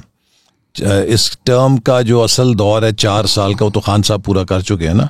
असल अगले इलेक्शन में मुकाबला इन 8 महीनों का खान साहब के 4 सालों से नहीं होगा सर, होगा। असल मुकाबला हमारे 4 सालों का 2013 से 17 खान साहब के 4 सालों से होगा। और दूसरी बात, देखिए लोग जो है ना सर, ये मिसकैलकुलेशन है। नहीं, मैं आपको, जब ये इलेक्शन होगा ये तो फिर बयानियों की जंग होगी ना, हमने भी लोगों से बात करनी है, लोग भी, वो भी अपनी बात करेंगे। असल बात यह है कि लोग आज एक बहुत इन्फॉर्म्ड दुनिया में रह रहे हैं। लोग जानते हैं कि क्या कुछ पाकिस्तान में पहले होता रहा। लोगों को ये भी मालूम है कि दुनिया जिसके अंदर हम रह रहे हैं उसके क्या हालात हैं। आज आप देखिए अखबार के अंदर आज ही है कि बरतानिया में क्या क्राइसिस हो गया, अमेरिका में क्या क्राइसिस है, पूरी दुनिया इस वक्त क्राइसिस में है। तो हम कोई आइलैंड तो नहीं ना जो दुनिया से कट के रह सकें। अगले इलेक्शन में अगर हमने पाकिस्तान को डिफ़ॉल्ट से बचा के एक मुस्तहकम थोड़ा कर दिया तो हम लोगों से कहेंगे कि अब आप अगले 5 साल हमें मैंडेट दें ताकि हम इस इस्तेहकाम के ऊपर एक तामीर कर सकें। पाकिस्तान को डिसरप्शन की ज़रूरत नहीं है। देखिए, जैसी 2018 की डिसरप्शन हुई थी उसने हमें तबाह और बर्बाद कर दिया है।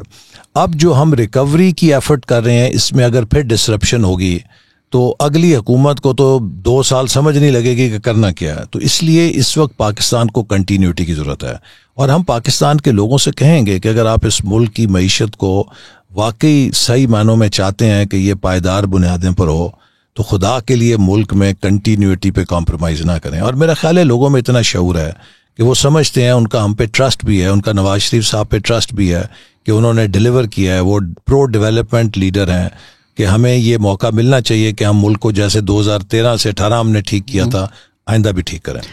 2022 में जो लोग शिकायत करते हैं, आई एग्री विथ यू कि वो ओरिजिनल सिन 2018 है, 2022 नहीं है। तो जो भी उनकी शिकायत है अप्रैल 2022 की, वो ज़रा 18 में लेके जाएं या 17 से जो सिलसिला शुरू हो गया था। But I do feel this will be a struggle. Maryam Nawaz, अब जिस तरह उनसे आज भी सवाल पूछे गए तो उन्होंने बार बार बोला मैं हुकूमत की नुमाइंदा नहीं हूँ, मैं अवाम की नुमाइंदा हूँ। सो Nawaz Sharif coming back might, ये कोशिश ज़रूर होगी कि हुकूमत से ज़रा अलग रहें मरीम नवाज़ और नवाज़ शरीफ और अपना बयानिया बनाएं। आई डोंट नो उस पर वोट होगा या नहीं होगा, कितना होगा, बट ये जो हम बातें कर रहे हैं ये एक पॉडकास्ट पे मैं मान सकता हूँ, मेरा भरा हुआ पेट है, लेकिन जो सड़क पे आदमी है जो पेट्रोल की प्राइस देखता है, जो डॉलर की प्राइस देखता है, जो आटे की प्राइस देखता है, उसको जाके ये बताना भाई ब्रिटेन में इस वक्त ऑयल कितना है या यूक्रेन और रशिया में जंग हो रही है, वो ये नहीं मानेगा। देखिए, उसको ये मालूम है कि जब हमने हुकूमत छोड़ी थी 5 साल बाद, तो हमने महंगाई की क्या शरह छोड़ी थी। पाकिस्तान में जब हम 2013 में हुकूमत में डबल डिजिट की इन्फ्लेशन थी। जब हमने 2018 में हुकूमत छोड़ी है तो 4.5% पे इन्फ्लेशन थी। महंगाई का जिन बोतल में बंद था। ये महंगाई का जो जिन निकला है, ये निकला है खान साहब के 2 फैसलों से। एक, उन्होंने आते साथ जो तकरीबन 50% डिवैल्यूएशन की और उसको ऑफसेट करने के लिए पॉलिसी रेट को डबल कर दिया। एक तरफ उसने महंगाई पैदा की, दूसरी तरफ पाकिस्तान के जो कर्जों की अदायगी का बोझ है, एक जुम्बश कलम के साथ 1500 अरब से उठा के 3,500 अरब पे ले गया और अब वो तकरीबन 4,500 अरब हो चुका है। आप यानी कि 7,000 अरब टैक्स इकट्ठा करते हैं, उसमें से 4,000 अरब जो है वो सूबों को चला जाता है, 3,000 अरब बचता है वफाक के पास और 2,000 अरब जो है वो नॉन टैक्स रेवेन्यू है। तो वफाक का टोटल टैक्स रेवेन्यू और नॉन टैक्स रेवेन्यू 5,000 बिलियन है। उसमें से इस साल 4,500 अरब से ज़्यादा कर्ज़ों की अदायगी में चला जाएगा। आप मुझे बताइए कि कोई क्या कर सकता है इसमें। ये एक बड़ा फंडामेंटल चैलेंज है और इसीलिए मैं ये कहता हूँ कि जब क्राइसिस इतना डीप आता है ना, वो कौमों के लिए जागने का मौका होता है कि अगर हम एक नई तामीर की मुहिम शुरू करें, हम एक नई तामीर की तहरीक शुरू करें, हम अपने गलतियों से सबक हासिल करें, अपनी माजी की गलतियों को ना दोहराने का अज़म करें और तमाम स्टेक होल्डर्स, ये नहीं है कि सिर्फ सियासतदानों ने सीखना है। मैं समझता हूँ कि इस्टेब्लिशमेंट को भी सीखना है, अदलिया को भी सीखना है, मीडिया को भी सीखना है, सियासतदानों को भी सीखना है। अगर हम वही कुछ करते रहेंगे, दोहराते रहेंगे जो हमने पहले किया है, तो वही नतीजा निकलेगा जो पहले निकलता। इसमें आपने अलूड अगर कर दिया एलिफेंट इन द रूम, आप अक्सर 3/4 बात करते हैं, तो मैं आज से 4/4 आपसे पूछ ही लेता हूँ। आप हमेशा कहते हैं कि जब आप गए थे तो 1,000 अरब डिफेंस बजट था, 1,000 अरब डेवलपमेंट बजट था, आपने बराबर कर दिया। आप जब वापस आए तो डेवलपमेंट बजट उन्होंने पहले 650 अरब कर दिया था, फिर 450 कर दिया था। और आप कहते हैं कि पाकिस्तान की तारीख में पहली दफ़ा हुआ कि जो आखिरी किस्त थी जब आप आए तो उन्होंने देने से मना कर दिया कि हम खजाने में इतने पैसे ही नहीं है कि डेवलपमेंट प्रोजेक्ट के हम लास्ट दे ना सकें। बट इसमें आप ये नहीं बताते कि डेवलपमेंट बजट तो स्लैश करके 1,000 अरब से इतना हो गया, डिफेंस बजट 1,000 अरब से कितना बड़ा। देखिए, इस वक्त डिफेंस बजट जो है, बजट में तकरीबन 1400-1500 अरब रुपए है और जो डेवलपमेंट बजट है वो उसका निसफ है 750 अरब। जबकि 2018 में जब हमने 1,000 अरब डिफेंस और 1,000 अरब डेवलपमेंट रखा था, दोनों एक दूसरे की कीमत पे नहीं थे। ये नहीं कि हमने डेवलपमेंट से काट के डिफेंस में डाला था, ये डिफेंस से काट के डेवलपमेंट में डाला था। देखिए, ये 2 अलहदा अप्रोचेज हैं। अगर तो आपकी पाई ग्रो कर रही है, आपके वसाइल पूरे ग्रो कर रहे हैं, फिर तो आप दिफा को भी पूरा पाल सकते हैं और आप अपने डेवलपमेंट को भी पूरा दे सकते हैं। लेकिन अगर आपकी पाई श्रिंक करना शुरू हो जाए तो फिर यही होगा कि आप अगर पैर को ढांपेंगे तो आपका पेट नंगा होगा, अगर आप पेट को ढांपेंगे तो पैर नंगा होगा। ये अब आपको फिर सवाल करना पड़ेगा कि किस चीज़ के आपको पैसे कम कर रहे हैं। तो लिहाजा जिस हम एक सिक्योरिटी इन्वायरमेंट में है, टेररिज्म भी है, ये सारे चैलेंजेस भी हैं, तो ऑब्वियसली फिर उसमें आप अपने सिक्योरिटी को भी कॉम्प्रोमाइज़ नहीं कर सकते, जो कि इस वक्त हमारी रीजन की सूरत हाल है। इसीलिए हमारी जो बका है वो सिर्फ ग्रोथ में है कि हमें अपने पाई के साइज़ को ग्रो करना है। पाई का साइज कैसे ग्रो करेगा कि अगर आपके मुल्क में पॉलिटिकल स्टेबिलिटी होगी, कंटिन्यूटी ऑफ पॉलिसीज होंगी। आज दुनिया में $2 ट्रिलियन का सरमाया घूम रहा है ग्लोब में। It is looking for enabling environments. हमें समझना चाहिए कि हम दुनिया का जो है यूनिवर्स का सेंटर ऑफ ग्रेविटी नहीं है। बिल्कुल। वियतनाम हमसे आधा मुल्क है, 28 अरब डॉलर की फॉरेन डायरेक्ट इन्वेस्टमेंट ले रहा है। हम 22 करोड़ का मुल्क हैं, 1.5 अरब डॉलर की फॉरेन डायरेक्ट इन्वेस्टमेंट आती है। क्यों? हमने 75 सालों में इस मुल्क को एक्सपोर्ट की राह पे नहीं डाला। अब इस वक्त हमने जो प्लानिंग कमीशन से एक बड़ा इनिशिएटिव शुरू किया है, आज भी मैं मुल्क के जो टॉप 20 बिजनेसमैन हैं उनसे मिलकर आया हूँ। देखिए, हमारा स्टॉक एक्सचेंज जो है उस पर 530 कंपनियां लिस्टेड हैं। उन 530 में से सिर्फ 74 कंपनियां हैं जिनकी $10,000 से ज़्यादा एक्सपोर्ट है। ये जो हमारे बड़े बड़े कॉरपोरेट जायंट्स हैं, ये प्रोटेक्टेड मार्केट्स के अंदर बैठे हैं, मुल्क के अंदर की डोमेस्टिक मार्केट से ये पैसे अपनी बैलेंस शीटें भर रहे हैं। भाई आपके पास एक मैनेजरियल पावर है, आपके पास कॉरपोरेट कॉम्पिटेंस है, आप उसको लेवरेज करें, एक्सपोर्ट मार्केट्स में जाएं। कोरिया ने भी यही किया था, जापान ने भी यही किया था कि उनके business houses became export houses. और अब मिसाल के तौर पे, अब मैं क्या नाम लूँ किसी एक कंपनी का, बड़ी बड़ी कंपनियां हैं, अगर आप उनका एक्सपोर्ट पोर्टफोलियो देखें तो 0/0 है। तो अब हम कोशिश ही कर रहे हैं कि पाकिस्तान को, मैं तो कई दफ़ा कह चुका हूँ कि हमारी बका इसमें है कि 32 बिलियन से $100 बिलियन एक्सपोर्ट जर्नी हम 5 से 8 सालों में करेंगे या 12 से 15 सालों में करेंगे। अगर 12-15 सालों में चले गए तो समझें हम डूब गए। लेकिन अगर हमने एक फास्टर ट्रेजेक्टरी करके उसको टेक ऑफ कर लिया, this is the only way forward.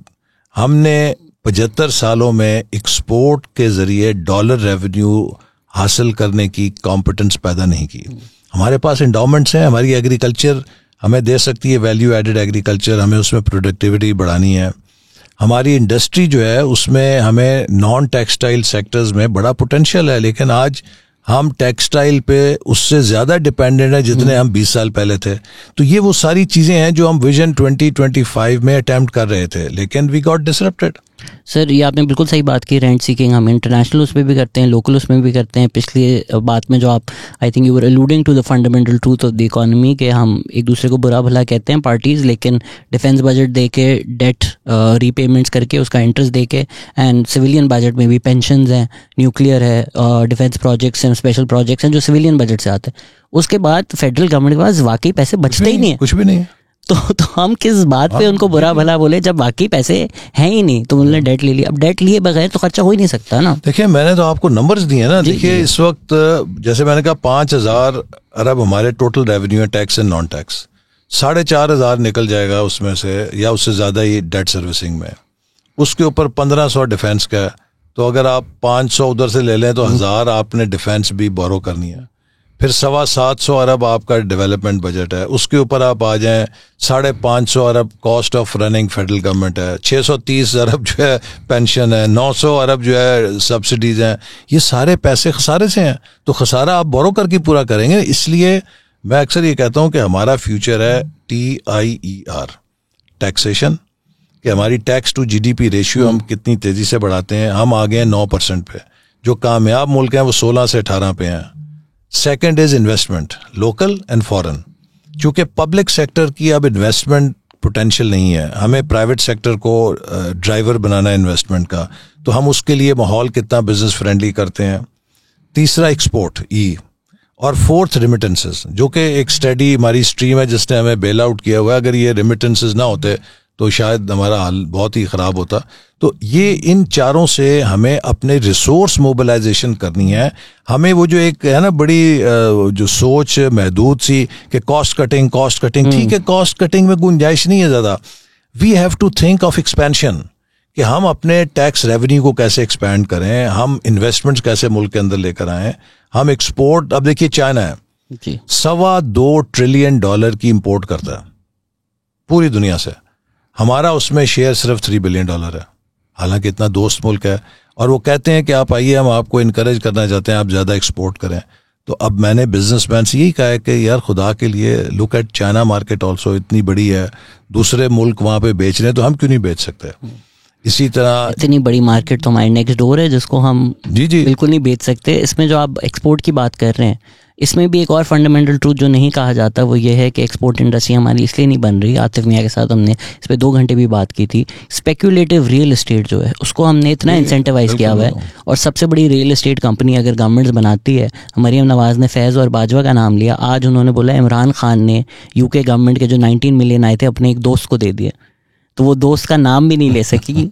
ये हमारे इतने, मलिक रियाज की बात हो रही है, इतने वो पावरफुल हैं कि उनको आप नहीं छेड़ सकते। मैं भी हूँ, अगर मैं देखूँ मेरे पास पड़े हैं पैसे कहीं से आए, 5-10 लाख में नहीं, देखें, मैं रियल, तो जब तक आप रियल एस्टेट डी इंसेंटिवाइज नहीं करेंगे, जी जी, and you don't have the power और the mandate to do that. Pakistan का बिलियंस ऑफ डॉलर का सरमाया जो है वो रियल एस्टेट में लॉक हुआ हुआ है, और जब आप रियल एस्टेट में इन्वेस्ट करते हैं उससे एम्प्लॉयमेंट क्रिएशन तो नहीं होती। And all 3 parties are in the real estate business in Pakistan, PMLN, PTI, मैं समझता हूँ कि हमें अपने प्रोडक्टिव सेक्टर्स को इंसेंटिवाइज करना चाहिए और लोगों के लिए इंसेंटिव करना चाहिए कि वो रियल एस्टेट से पैसा निकाल के फैक्ट्री लगाएं, वो कारोबार करें, वो ज़राअत में इन्वेस्ट करें, उसको इंसेंटिवाइज करना चाहिए। इसका मुझे रोड मैप बता दें ये करने का। नहीं, इसके लिए ये है ना कि आप टैक्स स्ट्रक्चर के साथ ही कर सकते हैं ना। आपका टैक्स स्ट्रक्चर जो है वो इंसेंटिव और डिसइंसेंटिव क्रिएट करता है कि जिससे आप इन्वेस्टमेंट्स को चैनलाइज करते हैं। और हमारे सामने जो प्रोग्राम है उसमें इंशाल्लाह ताला हमें जब मैंडेट मिलेगा अगले 5 सालों में जो डीप स्ट्रक्चरल रिफॉर्म्स करनी है वो यही करनी है कि आपने सोसाइटी के कौन से सेक्टर्स हैं जिनको प्रमोट करना है। और मैं समझता हूँ कि सबसे बड़ा हमारा जो अपॉर्चुनिटी है वो एग्रीकल्चर सेक्टर में है, जिसमें कि 6 महीने के अंदर आप पाकिस्तान के लिए रिटर्न ले सकते हैं ना। अभी आप कोई फैक्ट्री लगाएंगे तो उसमें आपको 2 साल 3 साल लगेंगे ब्रेक इवन करने में। आज आप पाकिस्तान के एग्रीकल्चर सेक्टर में इन्वेस्ट करें तो 6 महीने में उसका आपको पे बैक मिल जाता है।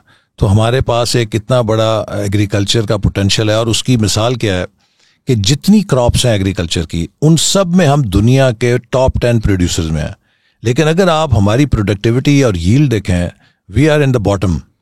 तो अगर हम सिर्फ वीट है, कॉटन है, शुगर केन है, मेज है, कॉर्न है, या फ्रूट्स हैं, वेजिटेबल्स हैं, इवन डेयरी है कि हम दुनिया का 5वां सबसे बड़ा मिल्क प्रोड्यूस करने वाला मुल्क है, लेकिन अगर आप पर एनिमल हमारी यील्ड देखें it is one of the lowest.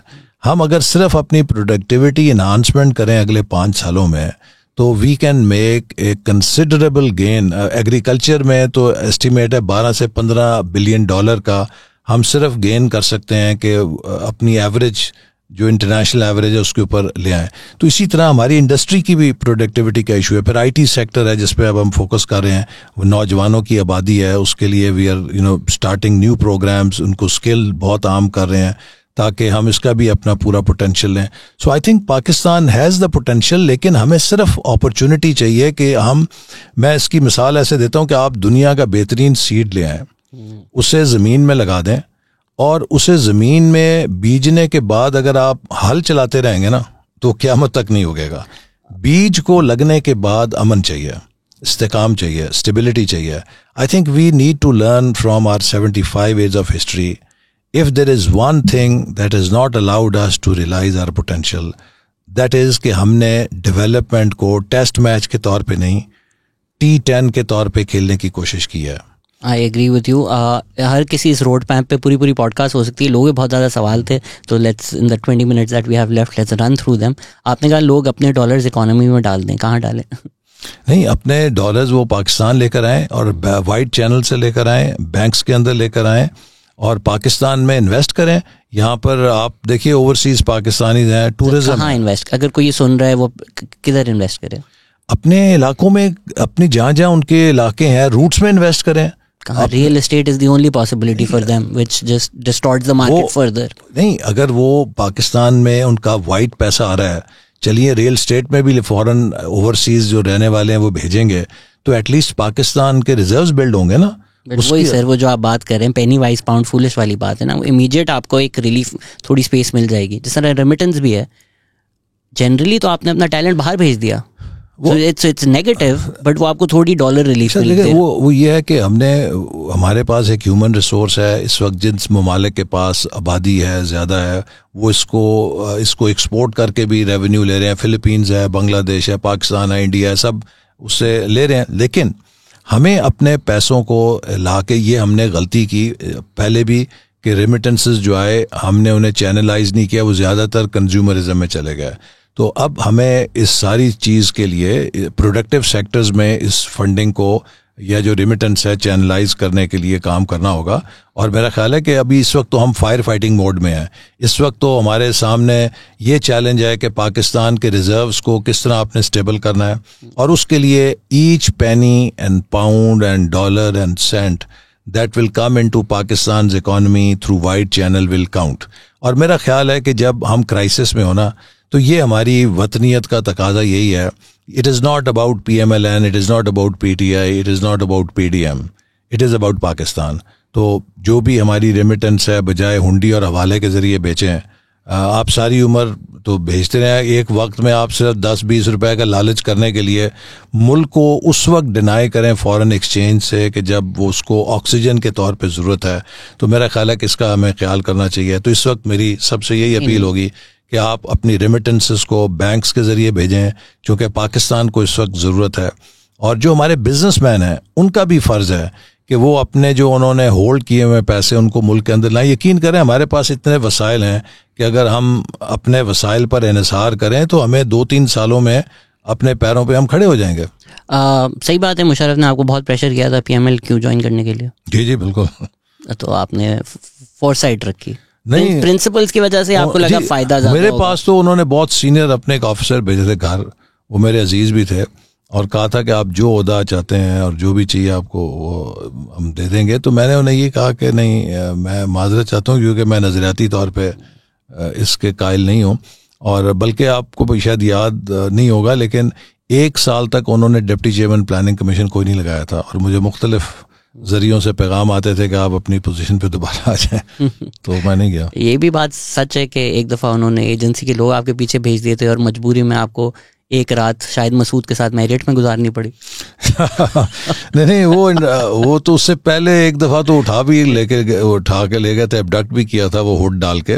लेकिन ये एक दफ़ा की बात है कि मैं वो ARY से प्रोग्राम करके निकला, तो मेरे ड्राइवर जो बाहर था वो भागा गया। उसने कहा सर ये बाहर कोई मशकूक बंदे खड़े हैं, शायद मसूद के साथ गाड़ी तो में। शायद मसूद साहब ने कहा कि आप चलें तो मेरे साथ चलें वरना ये आपको छोड़ेंगे नहीं। सिंस आपके दोनों एक्सपीरियंस हो गए, उन्होंने फिर अपनी एक कैमरा गाड़ी पीछे लगा ली, तो इस्लामाबाद में फिर चेज हुई पूरी।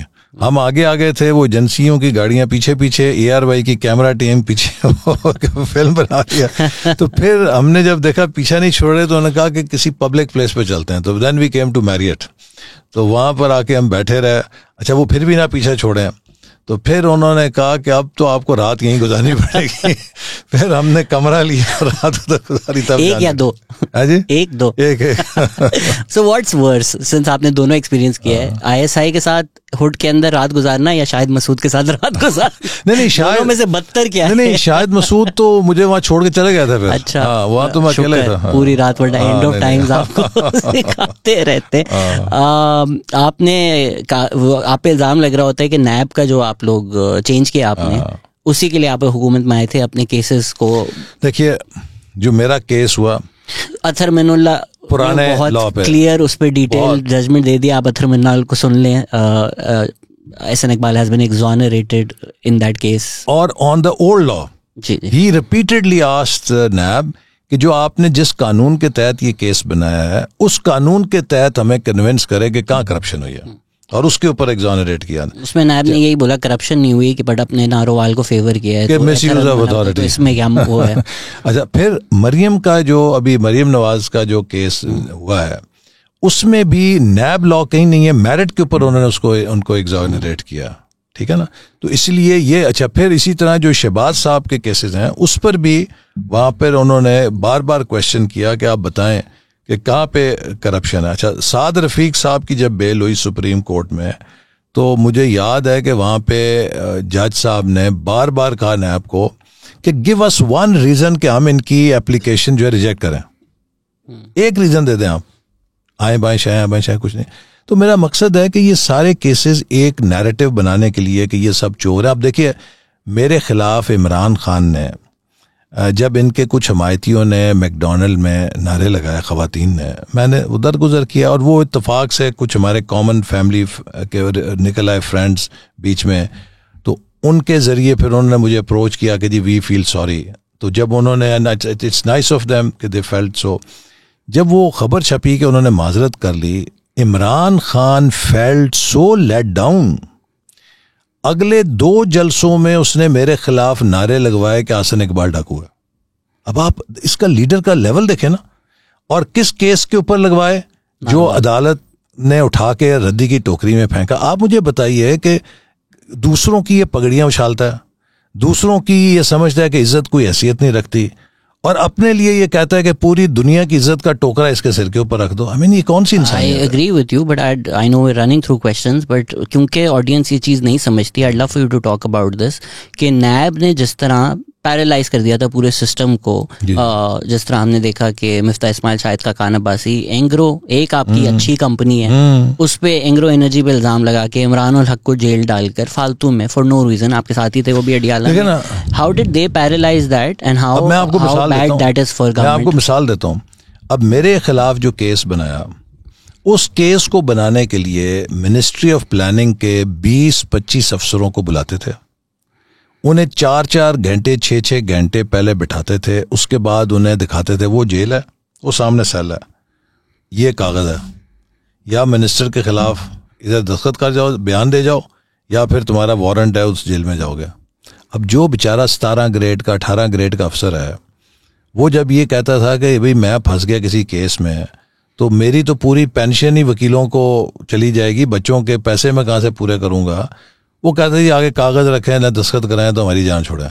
लेकिन जब वो नैब के दफ्तर से निकलता था, वो कानों को हाथ लगाता था कि अब मैंने किसी प्रोजेक्ट की फाइल पे दस्तखत नहीं करते, ताकि मुझे ना कोई पूछे ना कोई बुला सके। देखिए जो इनडिसीजन है ना, it is 100 times more worse than poor decision, because bad decision can be corrected. अगर कोई गलत फैसला है आप उसको दुरुस्त कर सकते हैं, लेकिन इनडिसीजन को आप क्या करेंगे? वो तो एक क्या कहते हैं ना, बॉटमलेस पिट में चला गया। कोई फैसला करेगा तो आप उसे ठीक करेंगे ना, जब फैसला ही नहीं होना। तो लिहाजा ये बात मैंने जनरल बाजवा साहब को, जो हमारी आखिरी एक मीटिंग थी, हुकूमत ख़त्म हो रही थी, मैंने उन्हें कहा कि जनरल साहब हमारा तो बंदोबस्त हो गया नैब के जरिए और सुप्रीम कोर्ट के जरिए, हम जा रहे हैं, कर देता सी मैं हम तो जा रहे हैं, लेकिन मेरी बात नोट कर लें कि अब आइंदा पाकिस्तान में कोई हुकूमत काम नहीं कर सकेगी, चूंकि कोई अफसर 10 रुपए की फाइल या फैसले पे भी दस्तखत नहीं करेगा। और वही हुआ, और खान साहब ने उसको फिर बहुत ज़्यादा ब्लो अप कर दिया। जब आप इतनी पकड़ धकड़ अच्छे अच्छे अफसरों को, जिन्होंने अच्छे प्रोजेक्ट किए थे CPAC के, हर वो अफसर के जिसने बेमिसाल कारकर्दगी का मुजाहरा किया था, चूंकि उसने हमारे दौर के प्रोजेक्ट पे काम किया था, उसको पकड़ के कटहरे में खड़ा किया, उसको जेलों में डाला, पूरी ब्यूरोक्रेसी पीछे हट गई। तो आप मुझे बताइए, जिस मुल्क में फैसले ही नहीं होंगे वो कैसे तरक्की करेगा? इसको अगर मैं और टेंजिबल कर दूं, अगर मेरे नंबर गलत हैं तो प्लीज़ करेक्ट कर दीजिएगा। नारोवाल स्पोर्ट्स सिटी 2.9 बिलियन का प्रोजेक्ट था और 80 करोड़ उसमें रह गए, 70 करोड़ उसमें रह गए थे जब उनको रुकवाया गया। और अब जब इतने साल कुछ भी नहीं हुआ, आप जेल भी गए, डेथ रो पे भी फालतू में, सॉलिटरी में भी फालतू में आपको रखा गया। अब जब वो रिज्यूम करना है तो अब उसके ओवर 2 अरब का खर्चा है, जो 2.5 तकरीबन 2.5 अरब रुपया उस पर फालतू लगेगा। उस 70 करोड़ के ऊपर जो 70 करोड़ लगना था ना, अब 70 करोड़ पे 2.5 अरब तकरीबन फालतू लगेगा। इस 4 साल के अंदर जो कॉन्ट्रैक्टर्स के क्लेम्स बन गए हैं और जो एस्केलेशन होगी कॉस्ट की, अब मुझे बताएं कि ये 2.5 अरब में तो एक नया स्पोर्ट्स सिटी बन जाना था, ये किससे वसूल करें? खान साहब से करें या जस्टिस जावेद इकबाल से करें? इसमें आपने जिक्र किया कि आपके जो ऑफिसर्स उनको बुलाया जाता था, किसी ने ये भी शिकायत की है कि आपके पर्सनल सेक्रेटरी जो हैं, he refuse to sign and he stood with you, but जब आपने you didn't stand with him, ये किसी ने लिखा है? नहीं, कि क्या स्टोरी है पर्सनल सेक्रेटरी वाली? आप पता नहीं, ऐसा तो कोई भी नहीं है। नीचे आते हैं सवाल तो फिर मैं पूछ लेता हूँ। CPAC का आप बहुत ज़्यादा जिक्र कर रहे हैं, इसमें एक और अगर मैं पूछ लूँ before coming to the real question, IPP contracts को इकोनॉमिस्ट बहुत ज़्यादा बुरा समझते हैं। मेरा उसमें हमेशा प्रोवाइजो ये होता है कि कोई और पैसे दे नहीं रहा था, इसलिए आपको डॉलर रिटर्न देने पड़े। तो इकोनॉमिस्ट मैथ के एंगल से आते हैं तो वो तो इस तरह बोलते हैं कि बेवकूफ़ी थी कि डॉलर रिटर्न देना। देखिए, उस वक्त पाकिस्तान की हालत ये थी कि पाकिस्तान में कोई $1 भी नहीं लगा रहा था, और ये जो CPAC के तहत मंसूबे लगे हैं, ये किसी नई पॉलिसी के तहत नहीं लगे, ये उसी पॉलिसी के तहत लगे हैं कि जो बड़ी देर से नाफिजुल अमल थी, लेकिन no one was coming under that policy. अच्छा, और आप क्यों एक्स्ट्रा कंसेशन क्यों देते हैं? एक्स्ट्रा कंसेशन इसलिए देते हैं कि आपके यहाँ जब कॉस्ट ऑफ रिस्क बहुत ज़्यादा होती है तो आप लोगों को उससे कॉम्पनसेट करने के लिए, अपनी तरफ राग़िब करने के लिए कहते हैं यार थोड़ी एक्स्ट्रा रिटर्न लो, आओ तो सही ना। तब भी कोई नहीं आ रहा था। हुआ ये कि जब CPAC हुआ तो चाइना की लीडरशिप ने अपने प्राइवेट सेक्टर को कहा कि जी आप जाएं, वहाँ पर आ गए। उनकी मेहरबानी कि हमारे अपने पाकिस्तानी इन्वेस्टर नहीं आ रहे थे, कोई दोस्त मुल्क और नहीं आ रहा था, चीन ने आके वो प्रोजेक्ट लगा दिया। अच्छा, जब हमने वो प्रोजेक्ट लगाए तो हमारी प्रोजेक्शन ये थी कि इकॉनमी 6% से ग्रो करती रहेगी, और उसी हिसाब से हमने ये लगाए, और बल्कि हमें ये ख्याल था कि अगले 4-5 सालों में हमें फिर कमी हो जाएगी और लगाने पड़ेंगे प्रोजेक्ट।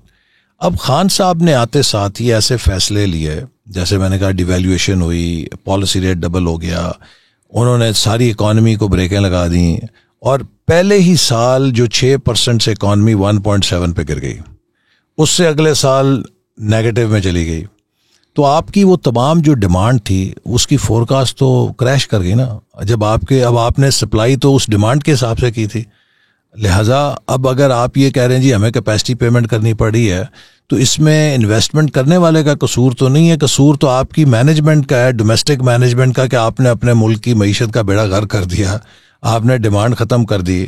तो जो प्लांट जिसने लगाया उसका क्या कसूर है? अच्छा, फिर उसमें ये एक नया फैक्टर बाद में आ गया कि जो जैसे अब यूक्रेन की वॉर हुई, तो जब हमने मिसाल के तौर पे कोयले के प्लांट लगाए थे तो कोयला उस वक्त तेल से बहुत सस्ता था, लेकिन जब अब यूक्रेन के क्राइसिस से कमोडिटी में एक शॉक आया तो उसके नतीजे में कोयला भी बहुत महंगा हो गया। अब लिहाजा उसका भी एक बहुत बड़ा बोझ हो गया, फॉसिल फ्यूल सारे का सारा महंगा हो गया। ये डिस्टॉर्शन बाद में आई, लेकिन जब ये लगे थे उस वक्त तो इनका अपना मेरिट ठीक था। इसी तरह एलएनजी जो है वाज वेरी इकोनॉमिकल और it was the most efficient and the cheapest power.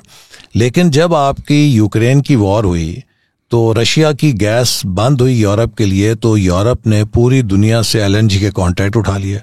अब एलएनजी की कीमत आसमान पे चली गई। तो ये एक वन टाइम डिस्टॉर्शन आई है, लेकिन जो ही हम इससे निकलेंगे तो फिर ये प्रोजेक्ट सारे वायबल होंगे। सिंस साहब ने रशियन ऑयल मेंशन कर दिया, जब खान साहब ने बोला था हम रशियन ऑयल लेकर आएंगे, तो उसमें उस वक्त जो 30% वाली बात थी, आई एग्री विथ यू, उसका कोई एविडेंस नहीं है।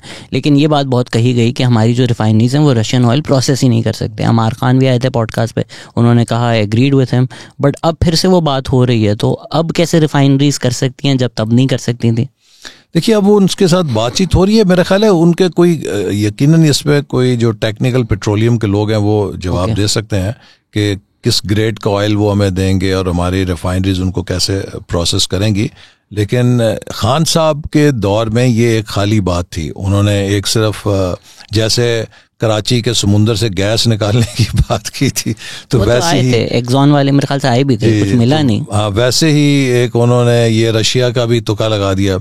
लेकिन अब उसमें मीनिंगफुल ये डेवलपमेंट हुई है कि रशिया का डेलीगेशन आया है और वो बातचीत की है, और वी आर लुकिंग फॉरवर्ड कि अगर हमें सस्ता तेल मिल जाए तो अच्छी बात है। आपसे ये सवाल बहुत ज़्यादा दफ़ा पूछा गया है, हर दफ़ा आप बोलते हैं अब हम आके गवादर में ये कर रहे हैं, बट ये बात तो अनडिनाइबल है कि सीपेक की जो कंसेप्शन है उसमें जो लोकल लोग हैं उनको नहीं इन्विजन किया गया था, उनका फ़ायदा नहीं इन्विजन, इसलिए गवादर में आप प्रोटेस्ट देख रहे हैं। हम जितना भी बोलते हैं प्रोजेक्ट्स आप लगा रहे हैं, दे आर प्रोटेस्टिंग कि हमारे पास पीने का पानी भी नहीं है। वो बिल्कुल उनका प्रोटेस्ट हक बजानब है, इसलिए कि जो गवादर की डेवलपमेंट का प्लान था उसको डिसरप्ट किया गया।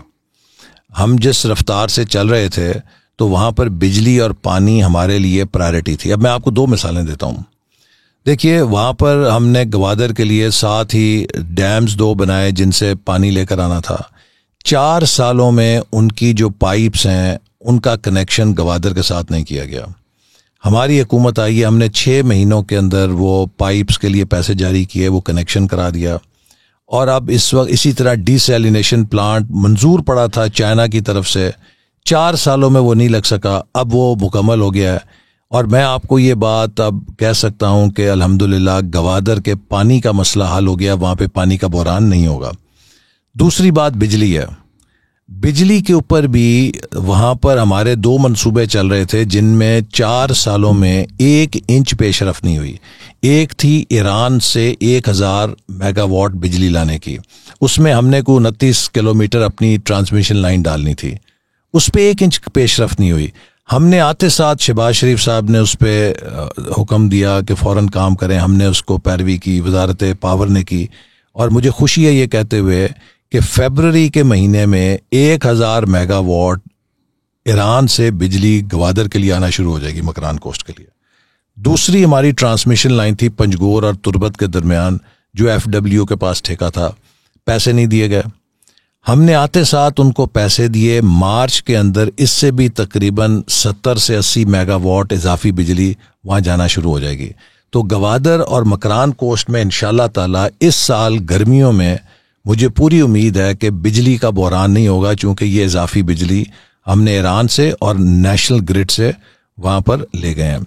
और जीबी में वो कह रहे हैं कि 20-20 घंटे उधर लोड शेडिंग हो रही है। अच्छा, उसका भी आप सुन लीजिए किस्सा। जीबी के अंदर लोड शेडिंग होने की दो वजूहात हैं। एक, उनका 30 मेगावाट का हाइडल प्रोजेक्ट था जो 2018 में अप्रूव हो गया था, एक ईंट नहीं लगी 4 सालों में। इसी तरह 2017 में हमने उसका रीजनल ग्रिड का प्रोजेक्ट अप्रूव किया था। जीबी का मसला यह है कि वहाँ पे हाइडल बहुत पोटेंशियल है, लेकिन चूंकि उनका लोकल ग्रिड नहीं है, उसको आप नेशनल ग्रिड के साथ कनेक्ट नहीं कर सकते और वो आपस में लोकल डिस्ट्रीब्यूशन भी नहीं हो सकती। तो उनके रीजनल ग्रिड का मंसूबा 2017 से पड़ा था, वो 5 सालों में अवॉर्ड नहीं हो सका। अब उसको हमने दोबारा टेकअप किया है, उसको क्लियर किया है और इंशाल्लाह उस पर काम शुरू होगा। और अगले 2-3 सालों में मुझे उम्मीद है कि रीजनल ग्रिड बनने से और वो जो एक हाइडल प्रोजेक्ट लगने से वहाँ पे काफ़ी उससे कमी आएगी जो बिजली की कमी है। कोई इन्विजन है कि एक तो बड़ी शहरों के साथ हम देखते हैं, बट छोटे शहरों के साथ स्मॉल इंडस्ट्रियल जोन्स लगाने के कोई प्लान्स हैं? जी बिल्कुल, हम ना सिर्फ ये स्मॉल इंडस्ट्रियल जोन बल्कि इस वक्त मुल्क को ज़रूरत है एक्सपोर्ट जोन्स की, और हम कोशिश कर रहे हैं कि बहुत बड़ी तादाद में एक्सपोर्ट नए जोन बनाएं और उन जोन को रियल स्टेट माफिया के हाथों में ना जाने दें। हमारे जितने स्पेशल इकोनॉमिक जोन बने हैं उनकी नाकामी की बड़ी वजह यह है कि वो प्लॉटों की नज़र हो गई है कि लोगों ने प्लॉट लेके उन पे भी सट्टा शुरू कर दिया है। तो अब हमारी कोशिश ये है कि जो नए एक्सपोर्ट जोन हो उसमें हम उनको एक तो लॉन्ग टर्म लीज दें ताकि कीमत कम हो, और दूसरे उसको टाई करें उनकी इन्वेस्टमेंट के साथ और एक्सपोर्ट के साथ। जो हम लोकल बात कर रहे हैं, आपको ये नहीं लगता कि आपकी जो मिनिस्ट्री है वो लोकलाइज होनी चाहिए? इंडिया ने 2014 में ministry of planning and development ख़त्म कर दी थी और कुछ लोग कहते हैं कि रशियन रेलिक है जो अब तक चल रहा है, तो इसको सेंट्रलाइज्ड की जगह बेहतर नहीं होता कि देखिए अब जो है ना, ये मिनिस्ट्री प्लानिंग के 2 रोल हैं। एक तो इसका रोल है थिंक टैंक का कि वो इकोनॉमिक डेवलपमेंट थिंक टैंक है हुकूमत का और फ्यूचर की। अब जैसे हम एक पाकिस्तान आउटलुक 2035 स्टडी कर रहे हैं जिसमें हम ये बात लेकर आएंगे कि मुख्तलिफ सेक्टर्स में 2035 तक हमारी क्या चॉइसेस हैं। मिसाल के तौर पे एजुकेशन है, हमारी आबादी क्या होगी, उस आबादी के तनासब से बच्चों के लिए हमें कितने स्कूल चाहिए होंगे, कितने कॉलेज चाहिए, कितनी यूनिवर्सिटियाँ चाहिए, डॉक्टर्स कितने चाहिए, एक फ्यूचर फोरकास्टिंग करें। और फिर हम क्या, अगर बिजनेस एज यूजुअल है तो वो क्या ट्रेजेक्ट्री है, और अगर हम एक एस्पिरेशनल पाथ पे चलना चाहते हैं तो वो क्या, और उसमें चॉइसेस क्या हैं। So we will lay out in this study choices for the next government जो इलेक्शन के बाद आएगी, तो वो इसके ऊपर एक ठोस लॉन्ग टर्म प्लान बना के इन इश्यूज को एड्रेस कर सकती है। तो एक तो हमारा काम है इस किस्म के हम यानी कि थिंक टैंक वाला काम करें। दूसरा एक जो अहम काम है वो ये होता है कि जो फेडरल गवर्नमेंट का डेवलपमेंट बजट होता है उसको आपको नेशनल प्रायोरिटी से अलाइन करना होता है। देखिए इस वक्त अगर आप उसे छोड़ दें लूज, तो हर मिनिस्ट्री में अगर वो अपनी सिमत के अंदर उस इन्वेस्टमेंट को ले जाएं तो उसमें कोई एक इंटीग्रेशन नहीं होगी, कोई एक डायरेक्शन नहीं होगी और एक डिसजॉइंटेड डेवलपमेंट प्रोसेस होगा। तो हमारा ये काम ज़रूर होता है कि जो पब्लिक सेक्टर इन्वेस्टमेंट है, जो प्रोजेक्ट्स होते हैं, हम ये देखते हैं कि क्या वो नेशनल प्रायोरिटी से अलाइंड है, एक बात। दूसरी बात, 2013 और 2018 के दरमियान हमने तकरीबन 700 अरब रुपया रैशनलाइज किया, सेव किया through scrutiny of those projects. चूँकि महकमों में, वजारतों में एक कॉम्पिटेंस नहीं होती, वो प्रोजेक्ट्स बनाते हैं, बड़ा उसमें लूज कॉस्ट एस्टिमेट्स होते हैं। जब आप उनकी स्क्रूटनी करते हैं तो उसमें बहुत फैट लगता है। तो तकरीबन 700 अरब, मकसद ये है कि $7 billion we saved in last 5 years government through ministry of planning. ये कोई ऑर्डिनरी काम नहीं है, मेरा ख्याल है बहुत बड़ी कंट्रीब्यूशन है। Sir any time we talk about these things वो इतनी फॉरवर्ड लुकिंग और फ्यूचर लुकिंग होती है, बट उसमें जब हम लोग देखें जिस तरह PMLN के भी यूथ विंग कैप्टन सफदर हैं, उनकी 65 उम्र है। रिजाइन कर दिया, अल्लाह का शुक्र है उन्होंने रिजाइन कर दिया। अभी बहुत एक गलत बात भी की थी उनसे जब पूछा गया था।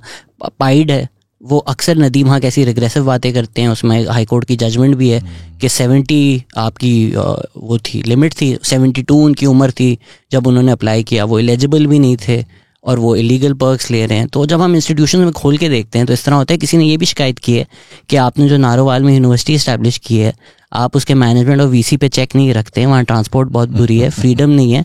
The VC visits ladies washroom multiple times and snatches girls cellphone. तो ये देखिए, जो यूनिवर्सिटी ऑफ नारोवाल है ना, उसमें तो मेरा भी बहुत गिला है। ये पिछली हुकूमत ने वहाँ पे भर्तियाँ की हैं, पीटीआई की जो है, और हमारा एक वहाँ पे विजन था कि उस यूनिवर्सिटी को एक बेस्ट यूनिवर्सिटी बनाए, and I think I have lost 4 years कि वहाँ पे बड़ी पुअर मैनेजमेंट रही है जो पिछली हुकूमत पीटीआई की वहाँ पे दे गई है। अब हमारी दुआ है कि वहाँ पे हम नई मैनेजमेंट अच्छी ला सकें और उस यूनिवर्सिटी को ग्रो करें। लेकिन उस यूनिवर्सिटी की आप देखें कंट्रीब्यूशन, कि आज वहाँ पर उस यूनिवर्सिटी के बनने से 5,000 के करीब स्टूडेंट्स पढ़ रहे हैं, जिसमें 80% आर गर्ल्स। और अगर ये यूनिवर्सिटी ना होती तो इनमें से 99% लड़कियां घर पे बैठी रह जाती। और जब मैं इलेक्शन कैंपेन में जाता था गाँव में, तो मुझे बड़ी खुशी होती थी कि कोई नहायत ही गरीब आदमी, पैर में टूटी हुई जूती, कान में आके मुझे कहता था कि जनाब चौधरी साहब, मेरी 2 बेटियां पढ़ती हैं यूनिवर्सिटी में, उन्होंने कहा था कि उन्हें वोट देना। तो मैं उस शख्स को देख के इतनी खुशी महसूस करता था कि देखो, इस यूनिवर्सिटी की वजह से आज इसकी 2 बेटियां यूनिवर्सिटी में पढ़ रही हैं। तो वो एक बड़ी एम्पावरमेंट है। और इसीलिए फिर हमने एक प्रोजेक्ट शुरू किया कि पाकिस्तान के हर डिस्ट्रिक्ट में कैंपस बनना चाहिए। और मैं खुद पशीन में गया, नोशकी में गया, वड में, खुशदार में, गवादर में, हाथों से कैंपस खोले, और बाकी कई डिस्ट्रिक्ट्स में। और इसलिए अब हमने हायर एजुकेशन में जो एजेंडा दिया है और जो हमारा प्लान है कि पाकिस्तान में 2 tier सिस्टम बनाएंगे। एक नेशनल लीग ऑफ यूनिवर्सिटीज़, जिसका मकसद होगा कि वो एक्सेस दे कि हर रिमोट एरिया में एक कैंपस हो, हर वो नौजवान जो आला तालीम हासिल करना चाहता है उसको बेसिक हायर एजुकेशन वहाँ में अवेलेबल हो। एक प्रीमियर लीग जैसे ब्रिटिश फुटबॉल लीग में है ना, वो 12-15 यूनिवर्सिटीज़ हमारी वो होंगी कि जिनको हम रिसर्च यूनिवर्सिटीज़ के तौर पे फिर इंटरनेशनल लेवल के ऊपर डेवलप करें, और ताकि वो फिर एस्पायर करें to be in the top 100 rankings. वैसे तो बहुत सवाल आए हैं, लेकिन आपके डिस्ट्रिक्ट का सवाल है तो मेरे ख्याल से वो ज़्यादा ज़रूरी है।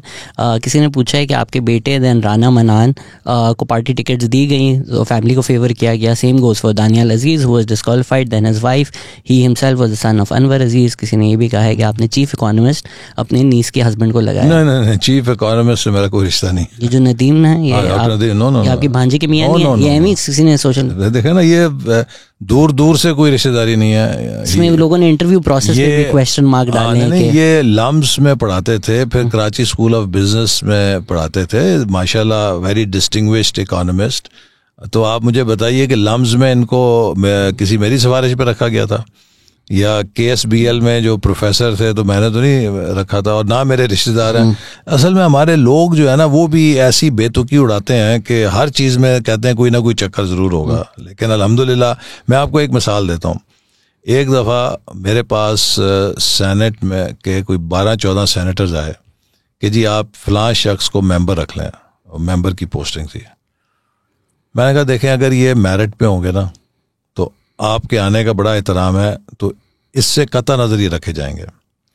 लेकिन अगर ये मेरिट पे नहीं होंगे, आप पूरी सेनेट को भी उठा के ले आएंगे, तो मैंने नहीं रखूँगा। क्यों?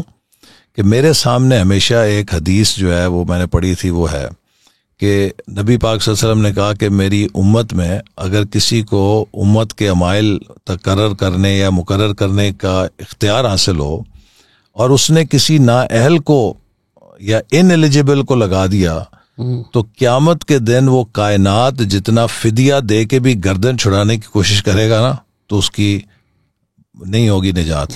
तो मैंने कहा ये जवाब हर अपॉइंटमेंट का जो मैं करता हूँ मैंने देना है। तो अल्हम्दुलिल्लाह मेरी हमेशा से ये कोशिश है कि अगर आपको इख्तियार मिले तो आप बेहतरीन टैलेंट लगाएं, इसलिए कि it also is a personal choice और पर्सनल इंटरेस्ट। वो क्यों है?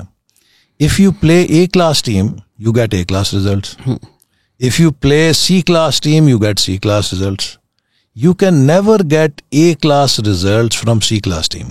और अगर आप C class प्लेयर रख लेंगे तो उनके हिस्से का काम भी आपको करना पड़ेगा। तो इसलिए हमेशा मेरी तो जहाँ पे भी होती है कोशिश कि आप आउट ऑफ बॉक्स जाएं, टैलेंट को देखें और बेहतरीन टैलेंट को रिक्रूट करें। और मैं लिंक्डइन पे अभी भी जहाँ पे कोई अच्छे मुझे टैलेंट नज़र आता है उसको मैं कहता हूँ कि भी you are welcome, come and work for us, we'll find a way to engage you. ये रात का 1 बज चुका है, मुझे पता है कि शहबाज शरीफ के साथ आप आए हैं तो आपको 4 घंटे में उठा देंगे। लेकिन ये सवाल आपसे पूछना बहुत ज़रूरी है कि हम जब क्रिटिसाइज करते हैं ऐसा लगता है कि सियासी बयानिया हो रहा है इमरान खान का कि एक्सट्रीमिज़म की तरफ जा रहा है, इस्लामिक टच को एज अ जोक हम यूज़ करते हैं, लेकिन इट्स डेंजरस। एंड आपने वो गोली खाई है literally for the campaign that they ran, the way they weaponise the blasphemy law 2017 में।